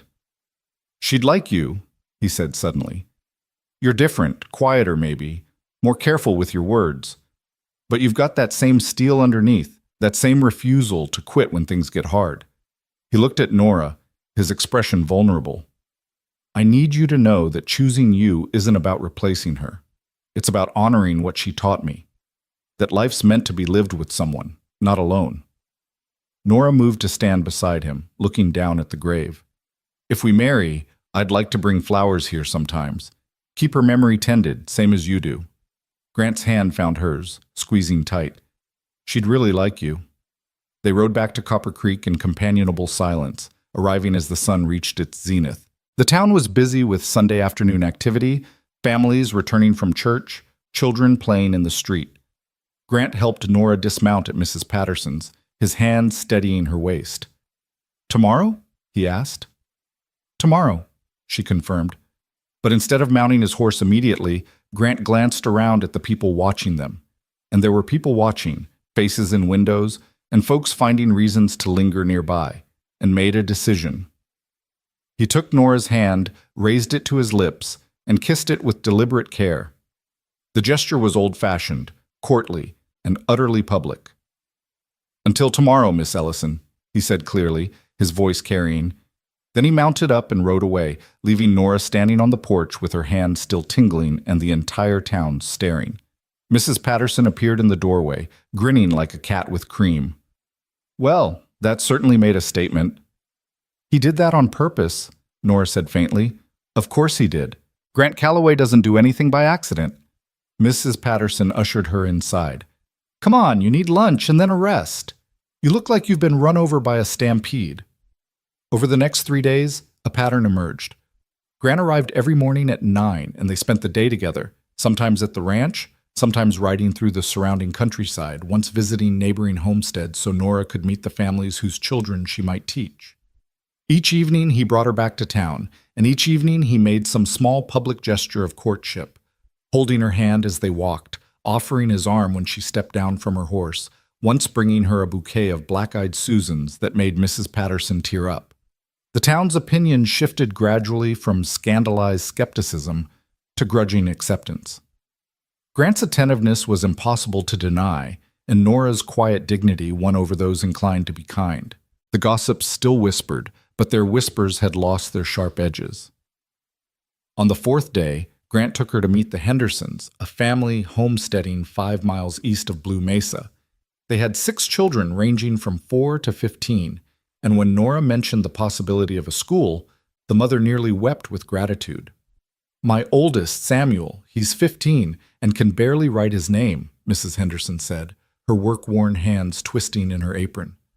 "I taught him what I could, but I only made it through 3rd year myself. The little ones, they're growing up wild, and it breaks my heart." Samuel, a gangly boy with his father's height and his mother's shy smile, hung back near the door. Nora turned to him directly. "What would you most want to learn? If you could attend school?" He blinked, startled at being addressed. "Reading, I reckon. Pa's got a book about Lewis and Clark, and I'd give anything to know what's in it." "Then we'll start there," Nora said. "Reading opens every other door. Once you can read, you can teach yourself anything." The hope that lit the boy's face nearly broke her heart. They visited 4 more families that day, and the response was the same everywhere. Desperate gratitude, children hungry for knowledge, parents who'd given up hope their kids would ever have opportunities beyond endless work. By the time Grant took her back to Copper Creek, Nora's mind was spinning with possibilities. "There are so many of them," she said as they rode through the twilight. "At least 30 children, maybe more. And they need so much, not just basic skills, but hope, a reason to believe their lives can be different from their parents." "You can give them that," Grant said. "Can I?" "I'm one person, Grant. One teacher trying to educate children who've never sat in a classroom, using supplies we don't have yet, in a building that doesn't exist." Catherine used to say the same thing when she talked about teaching the hands to read. "I'm one person. How can I possibly make a difference?" He glanced at Nora. But she did make a difference. 3 of my men can read now because of her. They signed their own work contracts, wrote letters to families back east. One even started reading to his kids at night. That ripples out, Nora. One person teaching one person who teaches another. That's how change happens. She was quiet, absorbing this. Then, "Tell me about the first time Catherine taught someone to read." Grant smiled, remembering. Fellow named Tom, about 50 years old, been working cattle his whole life. Catherine cornered him one evening and asked if he'd like to learn. He was embarrassed, said he was too old, too stupid, and offered to teach him 3 letters a week. Took 6 months, but by the end, Tom was reading the newspaper every Sunday, slow but steady. Where is he now? Died 2 years back, horse accident. Grant's voice turned soft. But at his funeral, his daughter thanked Catherine, said her father never stopped talking about how she'd given him a gift no one else thought he deserved. Made me realize that teaching isn't just about information. It's about dignity. They'd reached the edge of Copper Creek, where the last light was fading from the sky and lamps were being lit in windows. Grant pulled his horse to a stop, and Nora did the same. "Tomorrow's Friday," he said. "Our week of courtship ends." Nora's stomach flipped. "Yes. I'm going to ask you something tomorrow evening, and I need you to think carefully before you answer." His eyes were serious in the gathering dark. "Don't say yes because you're running out of options. Don't say yes because you think it's what you should do. Only say yes if you actually want this life. Want me, want the ranch, want all of it, hard parts included. And if I say no, then I'll take you wherever you want to go, pay for your passage, and wish you well. No hard feelings." He paused. "But I'm hoping you'll say yes." "Grant, don't answer now," he interrupted gently. "Sleep on it. Pray on it if you're inclined. Tomorrow evening, I'll ask proper-like, and you'll give me your answer. That's how this works." He rode with her to Mrs. Patterson's, helped her down from Honey, and stood there holding both her hands in the darkness. "Whatever you decide," he said quietly, "these have been the best days I've had in 5 years. Thank you for giving me that." Then he was gone, swallowed by the night, leaving Nora standing alone with her heart in her throat and an impossible decision to make. Inside, Mrs. Patterson took one look at her face and poured 2 cups of strong coffee. They sat at the kitchen table and Nora told her everything. The ranch, the school, Grant's proposal that was coming tomorrow, her terror that she'd say yes and regret it, or say no and regret that even more. "What does your heart tell you?" Mrs. Patterson asked. "That I want this more than I've ever wanted anything, and that terrifies me." As it should. Marriage isn't easy, especially frontier marriage. But Nora, Mrs. Patterson reached across the table, gripping her hand tight. "You've spent your whole life playing it safe, and where did that get you? 6 rejections and a sister's spare room. Maybe it's time to be brave." That night, Nora barely slept. She lay in the darkness thinking about everything she'd seen over the past 4 days. Grant's weathered hands, gentle on a newborn foal, the way he spoke to his men with respect, Catherine's grave tended with such care, the children's faces lighting up at the mention of school. She thought about waking up each morning in that house with the wraparound porch, building a life alongside a man who saw her as a partner rather than a burden, teaching children who desperately needed what she could offer. And she thought about the alternative, returning east to Margaret's pity, or drifting from town to town looking for work, or trying an 8th bride gathering and facing rejection again, older now and more worn down. When dawn broke, she knew her answer. Friday dragged by with agonizing slowness. Grant didn't come for her in the morning, giving her space to think as he'd promised. Nora tried to occupy herself. She helped Mrs. Patterson with washing, attempted to read a novel someone had left in the parlor, wrote a letter to Margaret that she immediately tore up because she couldn't explain what she was feeling. Finally, as the sun began its descent toward the mountains, there was a knock at the door. Grant stood on the porch wearing a suit, an actual suit, black and pressed, with a white shirt and string tie. He'd shaved, combed his hair back, and he looked so different from the dusty cowboy who'd thundered onto the platform 6 days ago that Nora almost didn't recognize him. "Miss Ellison," he said formally, "would you do me the honor of taking a walk?" She nodded, unable to speak past the lump in her throat, and let him offer his arm. They walked in silence through Copper Creek, past the church and the general store, and out toward the small creek where cottonwoods grew thick. The sun painted everything gold, and the evening air was soft and warm. Grant led her to a spot where someone, probably him, had spread a blanket beneath the largest tree, with a lantern waiting to be lit and a small basket sitting to one side. "I wanted somewhere private," he explained. "Hope that's all right." "It's perfect." They sat, and for a long moment Grant just looked at her, his expression open and vulnerable in a way she'd never seen. "Nora Ellison," he began, and his voice was steady despite the emotion in his eyes. "I've practiced this speech about 100 times, and I still don't know if I'll get it right. But here goes." He took both her hands in his. "6 days ago, I rode into town expecting to meet a pretty young thing who'd make my life easier. Instead, I found you, someone who'd been knocked down 6 times and still had the courage to stand up for a 7th. Someone who looked at my grief and didn't flinch. Someone who sees children others have given up on and wants to give them hope." His grip tightened. "I can't promise you easy. The ranch is hard work, the winters are brutal, and I'm set in my ways. I can't promise I'll always say the right thing or remember to be romantic. I can't promise you'll never feel lonely out there, 10 miles from town.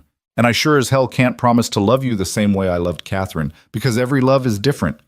But," he continued, his voice dropping lower, "I can promise to respect you, to listen when you talk and value your opinions, to build that school and support your teaching, to work every day to make you glad you said yes, and to give you a life that matters, a partnership where you're valued for exactly who you are." He released one of her hands to reach into his pocket, pulling out a simple gold band. "This was my mother's ring. She gave it to me before she died, said to save it for someone special. Catherine wore her own mother's ring, so this one's been waiting." He held it up where it caught the fading sunlight. "Nora, will you marry me? Will you take a chance on a stubborn cowboy and a life that won't be easy, but will be real?" The world seemed to hold its breath. Nora looked at the ring, at Grant's face, at the life being offered to her on this blanket under the cottonwoods. She thought about Catherine's ghost and 30 children needing a teacher and a house with a wraparound porch waiting to become a home. She thought about fear and courage and the difference between them. And she thought about standing on platform after platform, invisible and unwanted, until a man with storm-gray eyes had seen her and chosen her anyway. "Yes," she said, and the word came out clear and sure. "Yes, I'll marry you." The smile that broke across Grant's face was like sunrise. He slipped the ring onto her finger. It fit perfectly, as if it had been waiting for her all along. And then with careful deliberation, he cupped her face in his hands and kissed her. It was gentle and sweet and charged with promise. And when he pulled back, Nora's eyes were wet with tears. She hadn't known she was crying. "Thank you," Grant whispered. "Thank you for saying yes. Thank you for asking." They sat there as the sun set completely and stars began to appear overhead, talking about everything and nothing. When they'd marry, 3 days, Grant said. He'd waited long enough. Where they'd honeymoon, nowhere. The ranch needed him, but maybe a trip to Denver next spring. How they'd build the school, start as soon as the weather held. What their life would look like. And for the first time in 6 years, Nora Ellison felt like she'd finally come home. 3 days turned out to be wildly optimistic. Between arranging for a minister, preparing the necessary documents, and dealing with the sheer logistics of a frontier wedding, it took a full week before Nora Ellison stood in the small Copper Creek church wearing a dress she'd never imagined owning. Mrs. Patterson had insisted on making it, pale cream silk that must have cost a fortune, with delicate lace at the collar and cuffs. When Nora protested the expense, the older woman waved her off with tears in her eyes. "Catherine was my friend," she said simply. "She'd want this done right, and Grant Calloway deserves to see his bride look beautiful, even if he's too practical to say so." The morning of the wedding dawned clear and bright, the kind of perfect October day that made you believe in Providence. Nora stood in Mrs. Patterson's spare room, staring at her reflection in the small mirror while her hands shook so badly she couldn't manage the buttons running down her back. "Here, let me." Helen appeared behind her, fingers deftly working the tiny pearl buttons. "You're nervous." "Terrified," Nora admitted. "What if I'm making a terrible mistake? What if he realizes I'm not what he wants? What if you spend your whole life asking what if and miss out on something wonderful?" Helen finished the last button and turned Nora around to face her. "Miss Ellison, Nora, I've lived in this town my whole life. I've seen a lot of marriages, good and bad, and I've never seen a man look at a woman the way Mr. Calloway looks at you, like you're water in the desert. He loved Catherine so much. He did, and maybe he'll love you differently, but that doesn't mean less." Helen squeezed her shoulders. Now stop worrying and go marry that man before he wears a hole in the church floor from pacing. The church was small and simple, with rough-hewn pews and windows that let in floods of morning light. Nora had expected a quiet ceremony, just her and Grant, Mrs. Patterson and Jack Brennan as witnesses, maybe the minister's wife.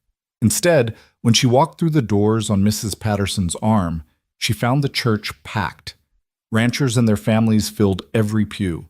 Women she'd met only once smiled at her with genuine warmth. Children craned their necks to see, whispering excitedly. And standing at the front, looking like he might actually be sick with nerves, was Grant Calloway in that same black suit, his gray eyes locked on her with an intensity that stole her breath. Jack Brennan stood beside him as best man, grinning broadly. The minister, Reverend Walsh, waited with his Bible open. And there in the front pew, Mrs. Patterson had saved a seat, an empty space with a bouquet of black-eyed Susans laid across it, for Catherine, so she could be present in her way for this new beginning. The gesture made Nora's throat tight, and she saw Grant notice it too, saw something vulnerable and grateful cross his face. Mrs. Patterson walked her down the short aisle, and when they reached the front, she placed Nora's hand in Grant's with a whispered, "Be happy, both of you." Reverend Walsh cleared his throat. "Dearly beloved, we are gathered here today to witness the union of Grant Thomas Calloway and Nora Margaret Ellison in holy matrimony." Nora barely heard the rest. She was too focused on Grant's hand holding hers, warm and solid and real. On the way, he was looking at her like she was the only person in the room. On the absolute certainty settling into her bones that this was right, that every rejection and disappointment had led her exactly here, to this moment, to this man. "Grant," Reverend Walsh was saying, "do you take Nora to be your lawfully wedded wife, to have and to hold from this day forward, for better or worse, for richer or poorer, in sickness and in health, until death do you part?" "I do." Grant's voice was steady, sure, and his hand squeezed hers. "And Nora, do you take Grant to be your lawfully wedded husband, to have and to hold from this day forward, for better or worse, for richer or poorer, in sickness and in health, until death do you part?" She looked up at him, at this man who'd chosen her when no one else would, who saw strength where others saw desperation, who was offering her not just marriage but partnership and purpose, and a life that mattered. "I do." "Then by the power vested in me by the territory of Wyoming, I now pronounce you man and wife." Reverend Walsh smiled. "Grant, you may kiss your bride." Grant's hands came up to frame her face, gentle and reverent, and he kissed her in front of everyone. Not the chaste peck Nora expected, but a real kiss, one that made her toes curl in her borrowed shoes and drew a collective sigh from the watching crowd. When he pulled back, his eyes were bright with emotion. "Hello, Mrs. Calloway." The name sent a shiver through her. Mrs. Calloway. She was married. After 31 years of being invisible and unwanted, she was someone's wife. The church erupted in applause and cheers. People surged forward to offer congratulations, and suddenly Nora was being hugged by women she barely knew and having her hand pumped by ranchers with calloused palms. Grant stayed close, his hand at the small of her back, anchoring her through the chaos. Mrs. Henderson, the homesteader with 6 children, gripped both of Nora's hands with tears streaming down her face. "Thank you," she whispered. "Thank you for saying yes. Those children, my children, they're going to have a chance now because of you." The weight of that gratitude, of those expectations, should have been crushing. Instead, it felt like purpose settling onto Nora's shoulders, solid and right. Outside the church, someone had organized an impromptu celebration. Tables appeared laden with food, roasted chicken, fresh bread, pies of every variety, even a small wedding cake that Mrs. Patterson swore she hadn't made, though everyone knew she had. Someone produced a fiddle, and music filled the air. Grant kept Nora's hand in his through all of it, introducing her to people she'd missed meeting during their week of courtship. There was Tom's daughter, who thanked Nora through tears for marrying a man who valued education the way Catherine had. There was a young couple, homesteaders barely older than Nora, who shyly asked if their 3 children could attend the school. There was an older rancher named Pete who'd known Grant since he first arrived in Wyoming and declared that Catherine would approve of his choice. "She always said," Pete told Nora, his weathered face serious, that Grant needed someone with backbone, someone who wouldn't let him disappear into work and grief. "You look like you got backbone, Mrs. Calloway." "I'm trying," Nora said honestly. "That's all anyone can do." As the afternoon wore on and the celebration continued, Grant leaned close to Nora's ear. "Ready to go home?" Home. The word resonated through her chest. Yes. They said their goodbyes, accepted final congratulations and well wishes, and climbed into the wagon Grant had brought. Not his usual work wagon, but one that had been cleaned and decorated with ribbon and wildflowers, courtesy of some well-meaning neighbors. Their bags were already loaded in the back, everything Nora owned in the world contained in 2 valises and a trunk. The ride to Blue Mesa took nearly 2 hours, and they spent it mostly in comfortable silence, Grant's arm around Nora's shoulders as the wagon rolled through the vast Wyoming landscape. The October afternoon was perfect. Warm sun, cool breeze, the smell of sage and earth and distance. "You're quiet," Grant said finally. "Having second thoughts?" "No, just thinking." Nora leaned into his solid warmth. "This morning I was Nora Ellison, spinster school teacher. Now I'm Mrs. Grant Calloway, rancher's wife. It's a lot to process." "You're still you, just with a different last name and a husband who's probably going to drive you crazy." She smiled. "Probably." Catherine used to say I was impossible to live with the first year, too set in my ways, too used to doing everything myself. He was quiet for a moment. "I'll try not to be that way with you, but I'll probably fail sometimes. When I do, tell me. Don't just suffer through it." "That goes both ways," Nora said. "I've lived alone or with family for 31 years. I have my own annoying habits." "Like what?" "I read late into the night and need lamplight. I talk to myself when I'm working through a problem. I'm particular about how books are organized and get irritable when I'm hungry." Grant laughed, the sound rumbling through his chest. "That's it? That's your list of faults?" "There are more. You'll discover them." "Looking forward to it." They crested the rise and Blue Mesa spread out before them. Home now, not just Grant's ranch, but theirs together.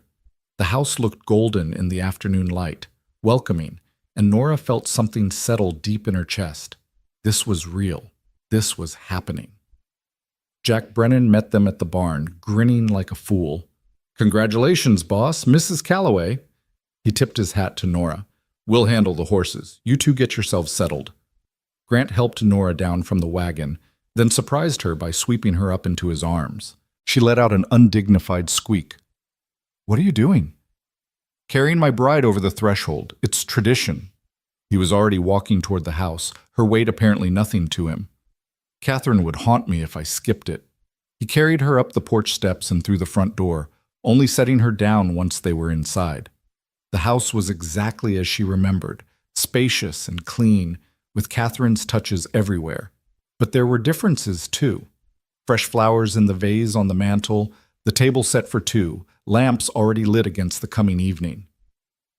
"Jack and some of the men's wives helped get things ready," Grant explained, suddenly looking uncertain. "Wanted it to be welcoming for you. If there's anything you want to change..." "It's perfect," Nora said honestly. "Thank you." They stood there awkwardly for a moment, the reality of what came next settling between them. They were married now. This was their wedding night. And while they'd been courting for a week, they barely knew each other in the ways that mattered for what was expected. Grant seemed to read her thoughts. "Nora, there's no pressure tonight, or any night for that matter. We can take this as slow as you need." The relief was immediate and profound. "Thank you. I want..." She stopped, frustrated with her inability to articulate what she was feeling. "How about we start with dinner?" Grant suggested gently. "Mrs. Patterson sent food and I'm starving. We can eat, talk, figure things out from there. No expectations beyond that." They ate at the kitchen table, the food delicious, but Nora barely tasting it. She was too aware of Grant sitting across from her, of the ring on her finger catching lamplight, of the strangeness and rightness of being here in this house as his wife. "Tell me about your first days here," she said, needing to fill the silence. "When you first came to Wyoming..." Grant leaned back in his chair, considering. "I was 23, stupid with confidence, and had $300 to my name. Bought land cheap because nobody else wanted it. Too far from town, water situation uncertain, soil looked poor.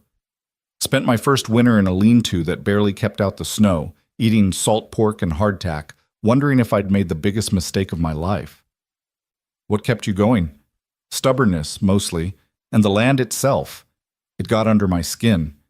Every morning I'd wake up and see those mountains, that endless sky, and I'd think, this is mine. I can build something here that lasts. He smiled. Catherine thought I was crazy when she first arrived. We'd been married 2 days, and she took one look at the cabin and said, "Please tell me this is temporary." I promised her a real house, and it only took 5 years to deliver. But she stayed. She stayed, even when it was hard, even when we lost cattle to disease or went weeks without seeing another soul. She stayed because she believed in what we were building. His eyes met Nora's. "I'm hoping you'll feel the same way." "I already do," Nora said quietly. "This afternoon, when Mrs. Henderson thanked me for giving her children a chance, that's when I knew this was right. I have purpose here, Grant. Real purpose. Not just filling time until I die." Something shifted in his expression, something warm and grateful. "Come here." She stood, and he pulled her onto his lap, his arms coming around her waist. It should have felt awkward or presumptuous, but instead it felt natural, like coming home. "We're going to be all right," Grant murmured against her hair. "You and me. It might take some figuring out, but we'll get there." Nora turned in his arms to face him. "I'm not Catherine. I know that. And I need you to know that I'm not trying to be her. I'll make mistakes she never would have made. I'll do things differently, and sometimes that might be hard for you." Grant's hand came up to cup her cheek. "Catherine was Catherine, and you're you. I married you, Nora, not her ghost. You." He kissed her forehead, gentle and reassuring. "Now come on, let me show you where everything is in this house, since you're the lady of it now."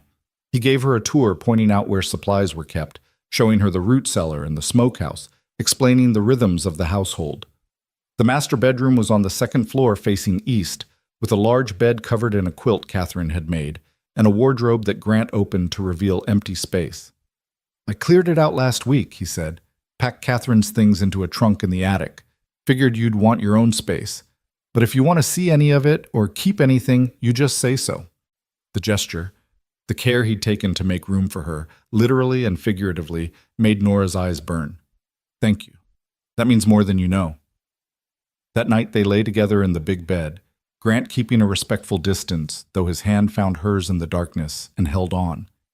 Outside, coyotes called to each other across the valley, and the wind whispered through the cottonwoods.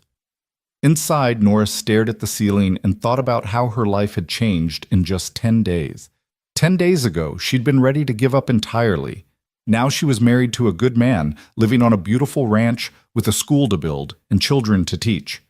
It felt like a dream, except dreams didn't come with calloused hands holding yours or the solid warmth of another person breathing beside you. "You still awake?" Grant's voice came quiet through the dark. "Yes."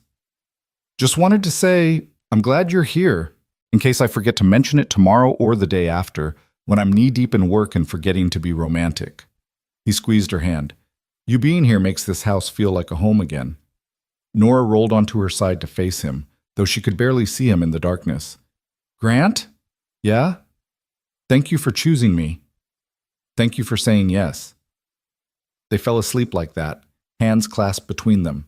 And when Nora woke to dawn light streaming through the windows, her first thought was of contentment. She was home.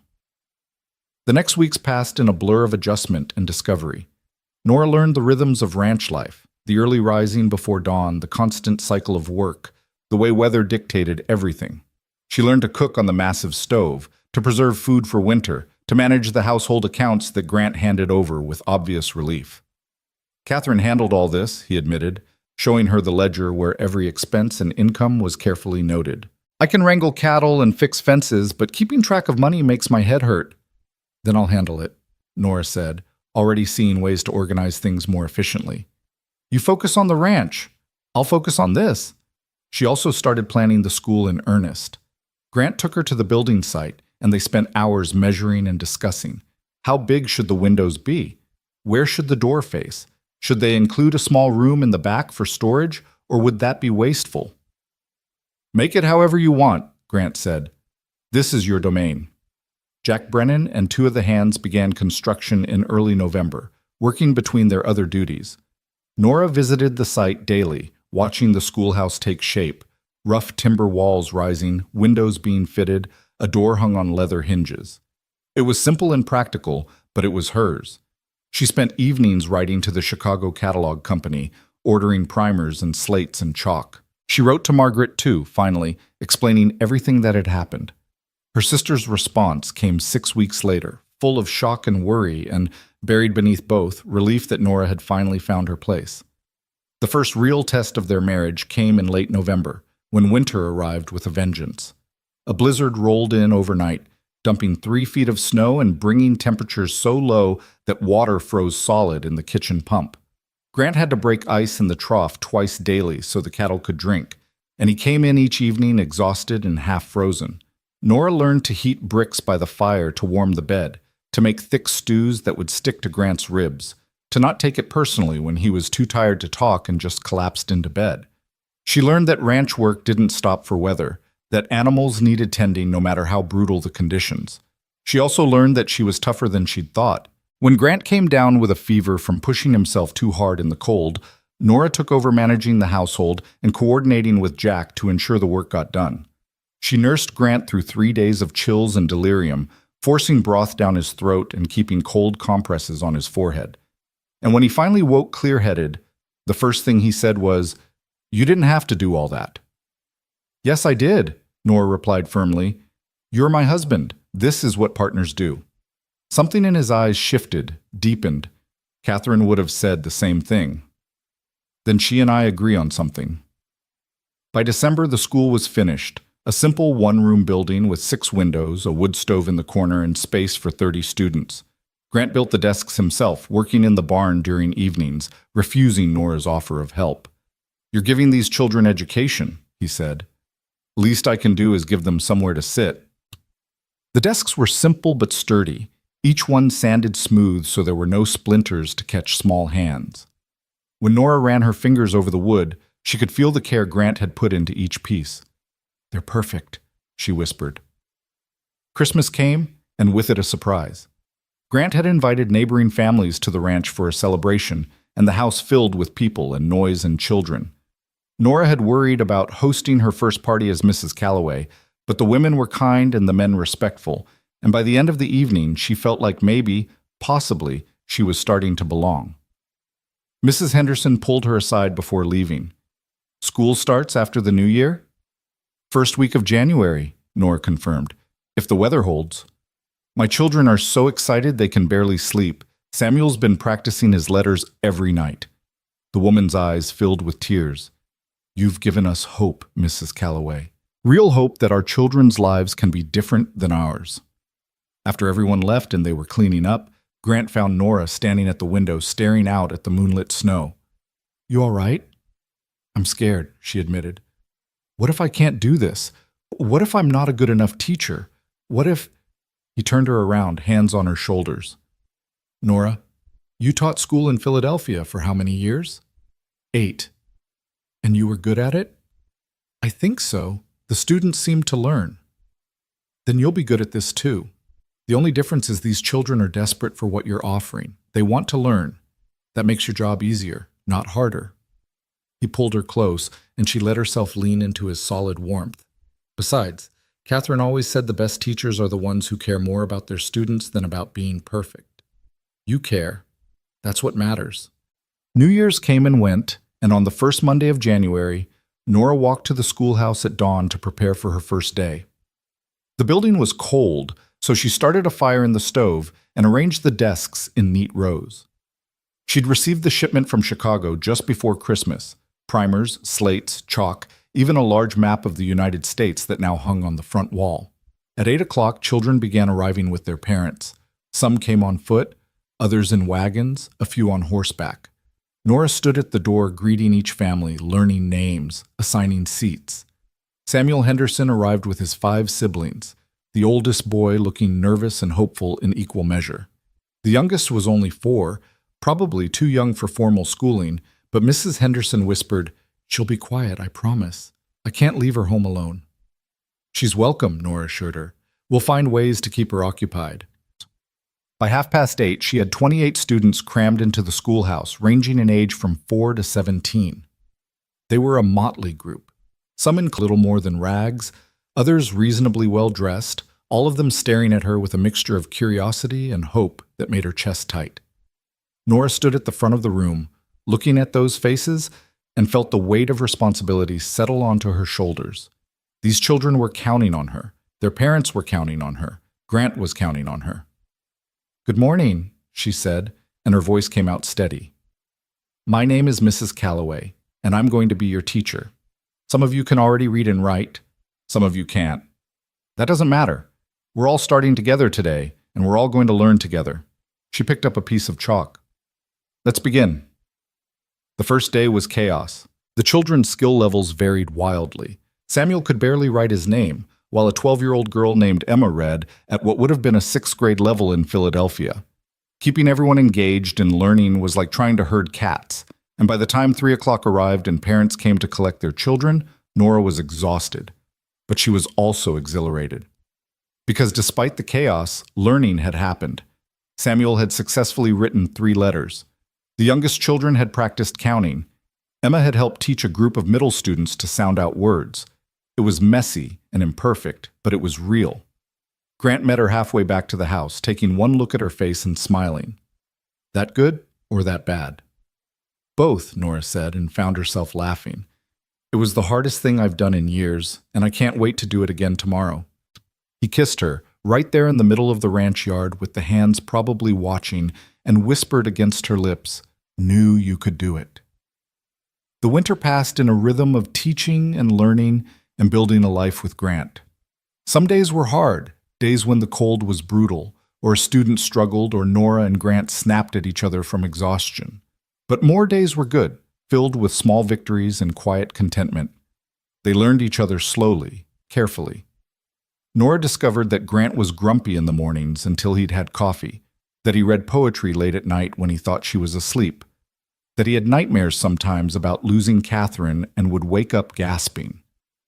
Grant learned that Nora needed solitude to recharge after days with the children, that she had a wicked sense of humor that surprised him, that she was braver than she believed herself to be. They learned to be married, to negotiate sharing space and lives and futures. It wasn't always smooth, but it was real, and real was what they'd both been searching for. On a cold February evening, Nora found Grant standing at Catherine's grave, snow falling soft around him. She'd learned he did this sometimes, visited, talked, sought counsel from memory. Usually she gave him privacy, but tonight something made her walk out to stand beside him. "She'd be proud of you," Grant said quietly, not seeming surprised by her presence. "The school, the children, it's exactly what she dreamed of. I wish I could have known her. She'd have liked you. You're different in a lot of ways, but the same in the ways that matter. Strong, kind. Stubborn as hell when you believe in something." Nora looked down at the snow-covered grave. "Do you still love her?" "Yes, but I'm also falling in love with you." Grant turned to face her, his expression open and vulnerable. "They're not competing loves, Nora. They're just different. What I had with Catherine was built over 10 years of partnership and shared struggle. What we have is still being built, but it's no less real." He took her cold hands in his. "I know I haven't said it yet. The words. I wanted to wait until I was sure, until I wasn't just saying them because it seemed like the right time. But Nora, I love you. Not the same way I loved Catherine, but just as deeply. Maybe deeper, because I know now how precious it is to find someone you can build a life with." Tears froze on Nora's cheeks. "I love you too. I think I started falling for you that first day when you chose me in front of everyone." They kissed in the falling snow beside Catherine's grave, and it felt like benediction. Like the past and present and future were all aligned, all blessing this moment. Spring came eventually, bringing warmth and new life to Blue Mesa. The school flourished, and Nora's students blossomed under her care. Samuel was reading simple books now, his face lighting up every time he conquered a new word. Emma had progressed so far that Nora was teaching her algebra in the afternoons. Even the youngest children could recognize letters and count to 100. Parents came by regularly to thank her, often in tears. The Henderson family brought her a quilt they'd made. Another family, the Martins, carved her name into a wooden sign for the schoolhouse. The gratitude was overwhelming and humbling. In May, Nora woke one morning feeling ill. She tried to push through it, but by noon she was vomiting into a bucket while Grant held her hair back and looked worried. "Should I fetch the doctor from Copper Creek?" "No," Nora said weakly. Grant, I think I might be pregnant." The words hung in the air between them. They'd been married 6 months now, sharing a bed for 4 of them, but they'd both avoided talking about the possibility of children. After Catherine's inability to conceive, Nora hadn't wanted to get Grant's hopes up. "Are you sure?" His voice was carefully neutral. "No, but the symptoms match what I've heard." She looked up at him, trying to read his expression. "How do you feel about that?" Grant sat back on his heels, and a slow smile spread across his face. Terrified, excited, grateful. He pulled her into his arms, careful of her nausea. A baby. Our baby. Catherine would be so happy. The doctor confirmed it 3 weeks later. Nora was pregnant, due in late December. The news spread through the community like wildfire, and suddenly she couldn't go anywhere without someone offering advice or congratulations. She continued teaching through the spring and into summer, though Grant worried constantly about her overdoing it. When she finally agreed to take a break in late July, her students gave her a card they'd all signed, with drawings and misspelled well wishes that made her cry. "We'll be here when you're ready to come back," Samuel said solemnly. "Me and Emma, we can help teach the little ones if you need us to." "I'll take you up on that," Nora promised. The baby, a girl they named Catherine Rose, arrived on Christmas Eve in the midst of another blizzard. The doctor couldn't make it from town, so Jack Brennan's wife Sarah, who'd helped birth half the children in the county, delivered the baby while Grant paced the kitchen below and wore a groove in the floorboards. When Sarah finally called him up and placed the tiny, squalling bundle in his arms, Grant wept openly. "She's perfect," he whispered. "Nora, she's perfect." Nora, exhausted and elated, reached for both of them. "She's ours." They'd been married a year, 1 year since Grant had ridden late to the platform and chosen her. 1 year since Nora had said yes to a life she'd never imagined.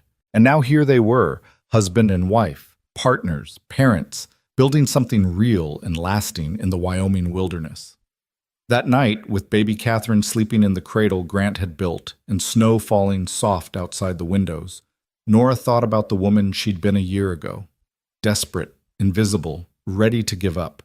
And she thought about the woman she was now, loved, purposeful, exactly where she belonged. "What are you thinking about?" Grant asked softly from his chair by the fire, where he'd been staring at their daughter like she might disappear if he looked away. "How strange life is. How one choice, one moment, can change everything." "You mean me showing up late to that gathering?" "I mean you seeing me when no one else did, choosing me when you could have had anyone." She smiled at him across the room. "Best decision I ever made was being brave enough to say yes." Grant came to sit on the edge of the bed, taking her hand. "Best decision I ever made was being late that day. Gave me time to see past the pretty faces to the one woman worth choosing." Outside, the blizzard howled and Wyoming stretched vast and unforgiving in all directions. But inside the house at Blue Mesa Ranch, there was warmth and love and family. There was a cradle with a sleeping baby, a man and woman who'd found each other against all odds, and a future spreading out before them bright with possibility. Nora Calloway closed her eyes, Grant's hand warm in hers, and knew with absolute certainty that she was finally, truly home. Spring arrived with a tenderness that felt personal, as if the Wyoming wilderness itself was celebrating the new life at Blue Mesa Ranch. Catherine Rose was 4 months old now, a chubby-cheeked miracle who had her father's storm-gray eyes and her mother's serious expression. She slept in the cradle beside their bed, and Grant still couldn't pass by without stopping to stare at her, his face soft with wonder that never seemed to fade. Nora had returned to teaching in March, bringing Catherine with her to the schoolhouse. The baby spent her days sleeping in a basket near the stove or being passed around by adoring students during breaks. The older girls especially loved her, treating her like a living doll, and Nora found that having an infant in the classroom actually helped. It taught responsibility and gentleness, and gave the students a practical lesson in caring for something fragile. Samuel Henderson, now 16 and reading at what would have been an 8th grade level back east, had become Nora's unofficial assistant. He helped the younger children with their letters while she worked, and his patience with the smallest ones was remarkable. More than once, Nora had caught him reading to Catherine, his voice soft and careful as he sounded out words from the primer. "You're good with her," Nora told him one afternoon after the other students had left. Samuel blushed, ducking his head. "She's easy, just lies there listening, doesn't judge if I stumble over words." "You hardly stumble anymore. You've come so far this year. Because you believed I could learn." He looked at her with an intensity that reminded her why she'd chosen this life. "Ma says I'm the first Henderson in 3 generations who can read. Says it changes things, knowing I won't have to make my mark with an X on documents like Pa does. It does change things. And Samuel," Nora chose her words carefully, "you're smart enough to do more than ranch work if you want. There are schools back east, normal schools that train teachers. If you were interested, you think I could be a teacher?" The hope in his voice was painful to hear. "I think you already are one. I've watched you with the younger students. You have a gift for it." Samuel was quiet for a long moment, staring at the baby sleeping peacefully in her basket. "Would cost money, though. Money we don't have. Let me talk to Grant. There might be ways to manage it." She smiled at his shocked expression. "You're too talented to waste, Samuel. Give me time to work on it." That evening, she brought it up with Grant while they sat on the porch watching the sunset. Catherine dozed against his chest, her tiny fist clutching his shirt, and Nora thought not for the first time how fatherhood had transformed him. He was still the same practical, hard-working rancher, but there was a softness now that hadn't been there before. "Samuel Henderson wants to be a teacher," she said without preamble. Grant didn't seem surprised. "He's good with the kids. I've seen him helping out when I stop by the schoolhouse. He's more than good. He's gifted, but his family can't afford to send him to normal school, and without training, he'll never get hired anywhere." She paused. "I was thinking we could sponsor him, pay for his schooling back east, maybe in St. Louis or Chicago. He could come back and teach here, or in Copper Creek, or wherever he's needed." Grant was quiet, his hand rubbing slow circles on Catherine's back. Nora had learned to recognize this particular silence. He was thinking, weighing options, considering implications. "How much would it cost?" he asked finally. "Maybe $500 for 2 years, including room and board. It's not nothing, but the ranch has been profitable. And—" "Do it." Nora blinked. "Just like that?" "Just like that." Grant looked at her, his expression serious. Catherine always said education was the best investment we could make. She'd approve of this. Hell, she'd probably insist on it. He shifted the baby higher on his chest. "Besides, if we can give that boy a future, why wouldn't we? We've been blessed, Nora. Might as well share it." The generosity of it, the simple goodness, made Nora's throat tight. "I love you." "I love you too. Now go tell Samuel before I change my mind." But his smile belied the words. Samuel's reaction when she told him the next day was everything Nora could have hoped for. The boy, no, the young man, stood speechless for a full minute before his face crumpled and he started crying. Great heaving sobs that he tried to hide, turning away and wiping furiously at his eyes. "I'm sorry, ma'am, I never thought, we can't possibly accept—" "You can and you will," Nora said firmly. "Grant and I discussed it. We want to do this, Samuel. You have too much potential to waste." "But what if I fail? What if I can't do the work back east and you've wasted all that money?" "You won't fail. And even if you struggled, which you won't, it wouldn't be wasted. Knowledge is never wasted." She gripped his shoulders. "Samuel, when I was your age, I was desperate to go to normal school, but my family couldn't afford it. A teacher at my school paid my way, said I had promise, and she wanted to invest in it. That gift changed my entire life. Let us give you the same chance." He nodded, still crying, and Nora pulled him into a hug that probably broke every rule of teacher-student propriety but felt necessary anyway. When he finally pulled back, his face was blotchy and wet but determined. "I'll make you proud, Mrs. Calloway. I swear it." "You already have." "You?" The news spread through the community, and the reaction was mixed. Some families were thrilled, seeing it as proof that education could open doors their children had never dreamed of. Others were skeptical or even resentful, muttering that the Calloways were putting on airs, trying to make Samuel think he was better than his raising. Mrs. Henderson showed up at the ranch 2 days later, wringing her hands and looking distressed. Grant was out checking the north pasture, so Nora received her in the kitchen, pouring coffee and waiting for the woman to gather her thoughts. "Mrs. Calloway, I don't know how to say this properly," Mrs. Henderson began, her voice shaking. "What you and your husband are doing for Samuel, it's too much. We can't accept charity like that." "It's not charity," Nora said gently. "It's an investment in a brilliant young man who happens to be your son." "But $500, that's more than my husband makes in 2 years. How could we ever repay you?" "We don't want repayment. We want Samuel to have the education he deserves." Nora reached across the table to grip the woman's hand. "Mrs. Henderson, when I met you that first time, you said you wanted your children to have chances you never had. This is that chance. Don't let pride take it away from Samuel."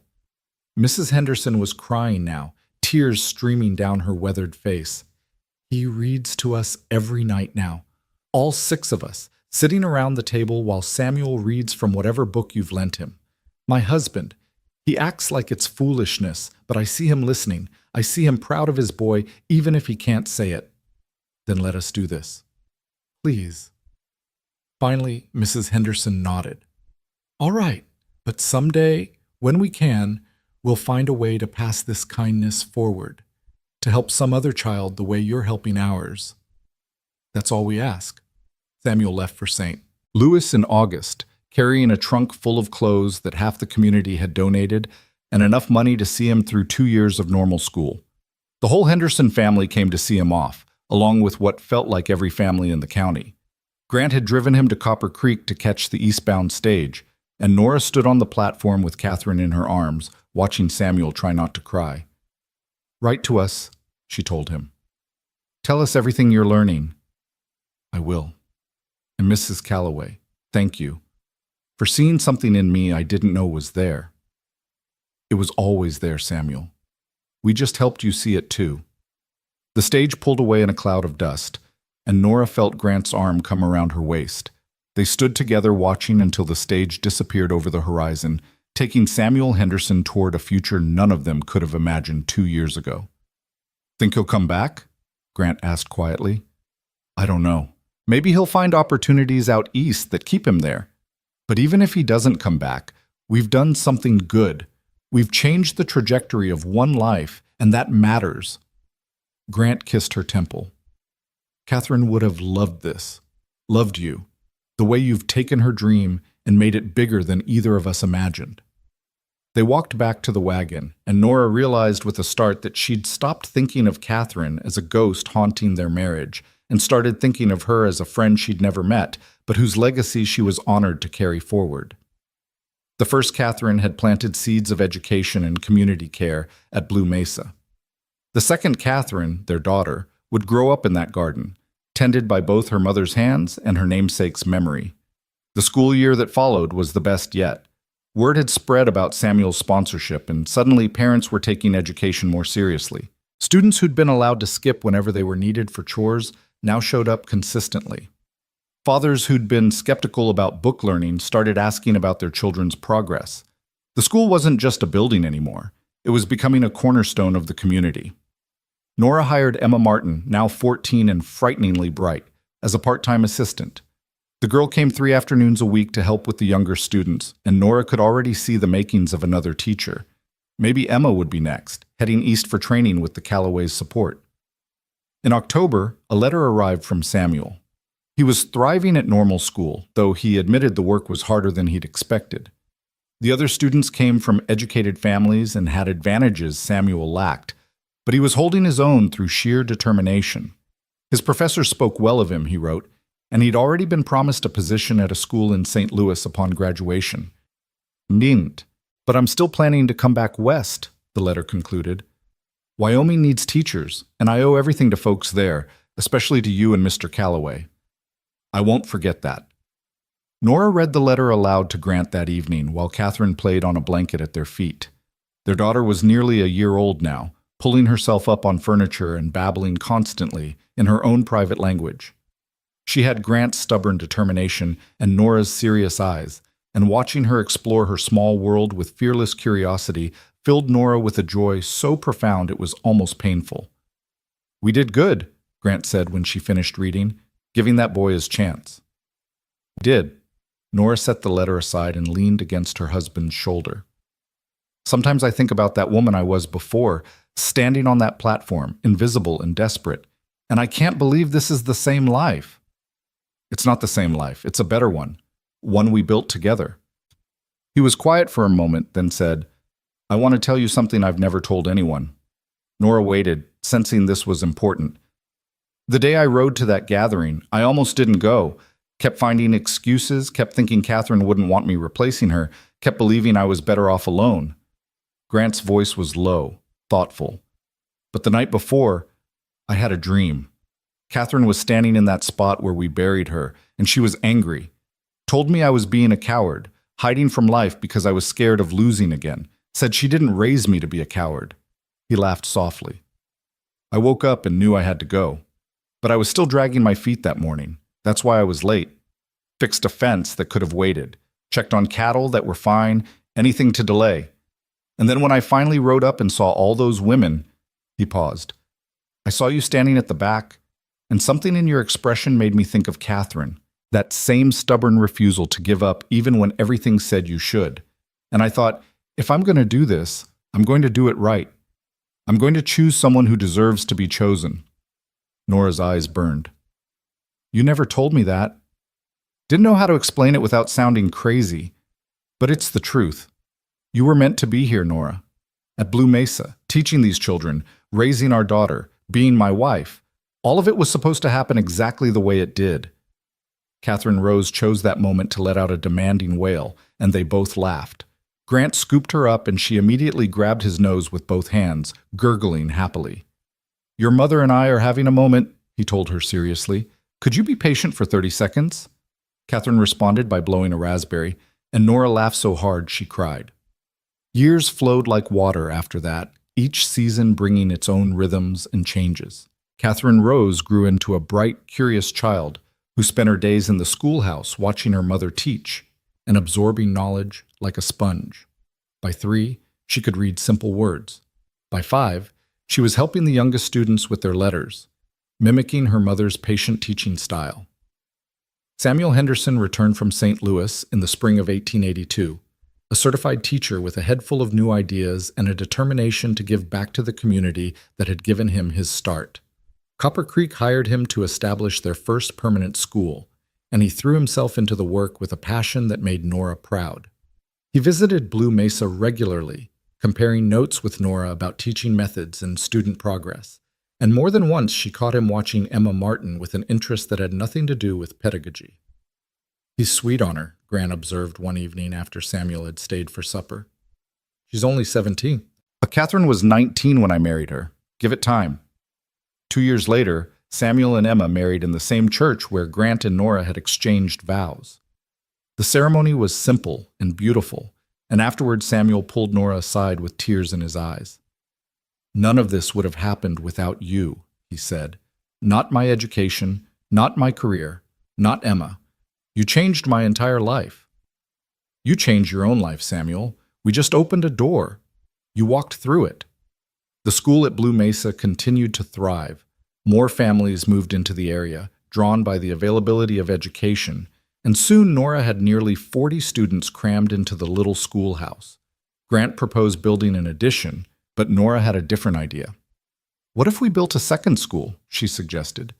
"One for the older students, maybe in Copper Creek, where Samuel could help supervise. We could split the students by age, keep the young ones here where their parents can easily access them, send the older ones to town for more advanced work." Grant considered this, his expression thoughtful. "It would mean hiring another teacher for here. Emma's trained now. She could take over the younger students here, and I could focus on the older ones in town. Or we could find someone else. There are more trained teachers coming west every year." They debated the logistics for weeks, but eventually the plan took shape. A second school was built in Copper Creek with funding from Grant, the Hendersons, and a dozen other families who'd watched their children flourish under Nora's teaching. Emma took over the Blue Mesa schoolhouse while Nora established the Copper Creek Academy for older students. The academy quickly became known throughout the territory.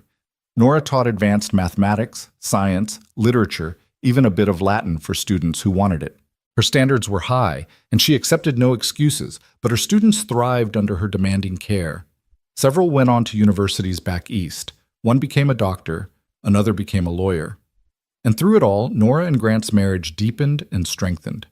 They had their difficult moments, arguments about money or time, or the constant pull of competing responsibilities. Once, during a particularly brutal winter, when Grant was gone for 3 weeks dealing with scattered cattle, Nora had locked herself in the bedroom and cried from sheer exhaustion and loneliness. But they always found their way back to each other. Grant learned to ask for help instead of carrying everything alone. Nora learned that being strong didn't mean never needing support. They learned the dance of partnership, sometimes graceful and sometimes clumsy, but always moving forward together. Catherine Rose grew into a remarkable young woman, fierce like her namesake, intelligent like her mother, solid and dependable like her father. She had no interest in ranching, but loved teaching, and by 16 she was already helping at the academy, showing the same gift for education that Samuel had displayed years earlier. More children came too, a son named Thomas when Catherine was 5, and twin girls Sarah and Margaret when Thomas was 3. The house at Blue Mesa filled with noise and chaos and love, and sometimes Nora would stand at the kitchen window watching her children play in the yard and feel overwhelmed by the fullness of her life. One evening in the spring of 1895, 17 years after that fateful bride gathering, Nora found herself standing at Catherine Calloway's grave for the first time in years. Grant still came regularly, but Nora had always given him that space as his own. Tonight, though, something drew her here. The grave was immaculate as always, fresh wildflowers scattered across the stone. Nora knelt beside it, her 48-year-old knees protesting slightly, and traced the carved letters with her finger. "Catherine," she said softly, feeling foolish talking to a headstone but needing to say the words anyway. "I never met you, but I've lived in your shadow for 17 years. I've slept in the bed you shared with Grant, raised a daughter who carries your name, taught in the school you dreamed of building, and for a long time I was terrified I could never measure up to your memory." She paused, listening to the wind move through the cottonwoods. "But I've realized something. You didn't want me to measure up to you. You wanted Grant to be happy. You wanted this land to have a school. You wanted children to have chances they wouldn't have otherwise. And all of that has happened. So maybe, wherever you are, you're satisfied." "She is." Nora turned to find Grant standing a few yards away, his silver hair gleaming in the twilight. He was 63 now, his face deeply lined and his hands gnarled by decades of hard work, but his storm-gray eyes were still sharp and clear. "How long have you been standing there?" "Long enough." He came to kneel beside her, groaning as his knees protested. "Getting old, Nora." "We both are." They sat in companionable silence for a moment, and then Grant said, "Catherine came to me in a dream last night. First time in years. She was standing right here, looking exactly like she did at 25. And you know what she said?" "What?" "She said, 'You did good, Grant. Better than I hoped.' And then she looked at me with this smile and said, 'I'm glad you chose her. She's made you happier than I ever could have.'" Nora's breath caught. "Grant, it's true." He took her hand, pressing it to his heart. "What you and I have, it's different from what Catherine and I had. But it's no less real, no less deep. Maybe even more so because we've had years to build it. Years to learn each other, to weather storms, to choose each other every single day." He turned to face her fully. "Nora, you took a broken man and a dying dream and turned them both into something beautiful. This ranch, this school, these children, all of it exists because you were brave enough to say yes to a stranger who chose you on a platform 17 years ago." "You chose me," Nora whispered, "when no one else would. Best decision I ever made." Grant pulled her close, and they sat there beside Catherine's grave as darkness fell, two people who'd found each other against impossible odds and built a life worth living. Catherine Rose found them there an hour later, bringing blankets because the night had turned cold. At 19, she was beautiful and brilliant, with offers to attend university in Chicago or Boston. But she'd told her parents she wanted to stay, wanted to teach in Wyoming where teachers were desperately needed. "What are you two doing out here?" she asked, spreading a blanket around their shoulders. "Remembering," Grant said, "and being grateful." Catherine, three of them sat together under the stars. Eventually, Thomas and the twins joined them, drawn by some invisible family magnet, and they sat in a cluster beside the grave of the woman who'd started it all. "Tell us about her," young Margaret asked.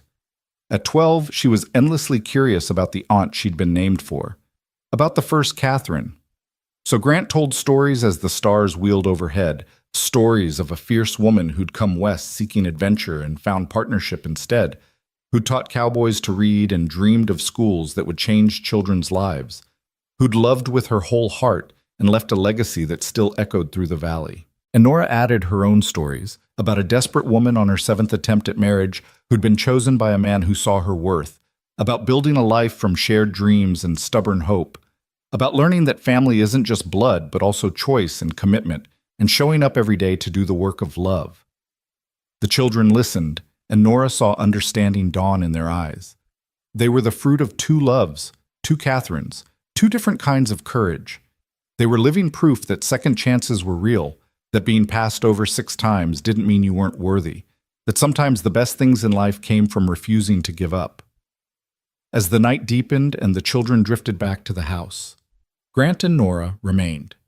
They'd spent 17 years together, building something real and lasting from the raw materials of grief and hope. They'd raised 4 children, educated dozens more, transformed a lonely ranch into a thriving home. They'd loved each other through hard winters and difficult seasons, through loss and joy, and the simple daily work of choosing partnership.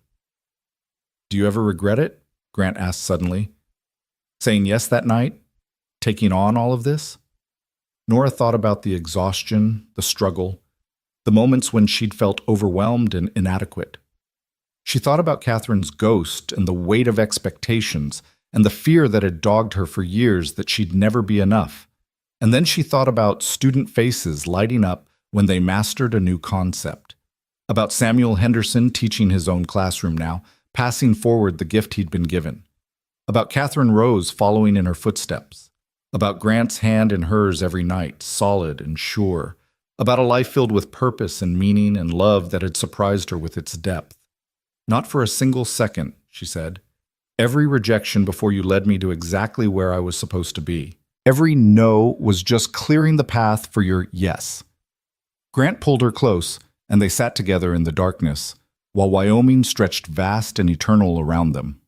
Above, the stars burned bright and cold, the same stars that had watched a desperate woman stand on a platform and a late-riding cowboy choose her in front of everyone, the same stars that had blessed a marriage built on practicality and hope, that had witnessed the birth of children and the building of schools and the slow transformation of 2 lonely people into partners. "Thank you," Grant whispered into her hair, "for being brave enough to stand on that platform one more time, for saying yes when you could have said no, for building this life with me." "Thank you for seeing me," Nora replied, "for choosing me when I was invisible to everyone else, for giving me a life that matters." They kissed there beside Catherine's grave, a testament to the strange and beautiful truth that hearts can hold multiple loves, that new beginnings don't erase the past but build upon it, that sometimes the most unexpected choices lead to the most extraordinary lives. And as they finally walked back to the house hand in hand, the windows glowing warm with lamplight and the sounds of their children's laughter drifting on the wind, Nora Ellison Calloway knew with absolute certainty that she was exactly where she was meant to be. The house welcomed them home, as it had for 17 years, as it would for years to come, long after Grant's hair had gone completely silver and Nora's hands had grown stiff with age, long after their children had grown and scattered to build their own lives, carrying forward the lessons about education and kindness and refusing to give up that they'd learned at Blue Mesa Ranch. The legacy of 2 Catherines, one who'd dreamed it, one who'd lived it, would echo through the Wyoming territory for generations. Children who'd been taught to read would teach their own children. Teachers inspired by Nora's example would open schools in frontier towns across the West. The ripples would spread far beyond what anyone could have imagined that day, when a dusty cowboy rode onto a platform and chose the woman everyone else had overlooked. But that night, in the quiet of their bedroom with moonlight streaming through the windows, Grant and Nora simply held each other and marveled at the strange grace that had brought them together. Two people who'd been looking for something, anything, to make their lives meaningful, had found each other and built something that mattered. "I love you," Grant murmured as sleep began to claim them. "I love you too," Nora whispered back. "Every day I choose you. Every single day." And that, in the end, was the real story. Not about a mail-order bride gathering or a dramatic public choice, though those things had happened. Not even about building schools or raising children or transforming a community, though they'd done all that too. The real story was about two people who'd chosen each other every single day for 17 years, who'd built a partnership strong enough to weather any storm, who'd proven that second chances were real and that being chosen once was enough if you made the choice matter. The wind whispered through the Wyoming night, carrying the scent of sage and possibility. In the distance, cattle lowed softly, and coyotes sang their ancient songs. Inside the house at Blue Mesa Ranch, a family slept peacefully, safe in the knowledge that they were loved, that they belonged, that they were home. And if you'd asked Nora in that moment what she thought about that woman who'd stood on platform after platform being rejected, who'd almost given up, who'd tried one last desperate time, she would have told you that woman had been exactly as strong as she needed to be, that every no had been preparing her for the yes that would change everything. She would have told you that sometimes the best things in life come to those who refuse to quit, even when quitting seems like the only sensible option. That being overlooked isn't the same as being unworthy, that the right person will see you, really see you, when everyone else looks past. But mostly, she would have told you about a cowboy who arrived late to a gathering and chose her anyway, about a hand held in front of a crowd, a proposal under cottonwood trees, a life built from hope and hard work, and the stubborn belief that everyone deserves to be chosen. And she would have told you that the seventh time was indeed the charm, and that second chances, when they finally came, were worth every moment of waiting. The night deepened around Blue Mesa Ranch, and inside Nora Ellison Calloway smiled in her sleep, her hand clasped tight in her husband's, and dreamed of wildflowers blooming after rain.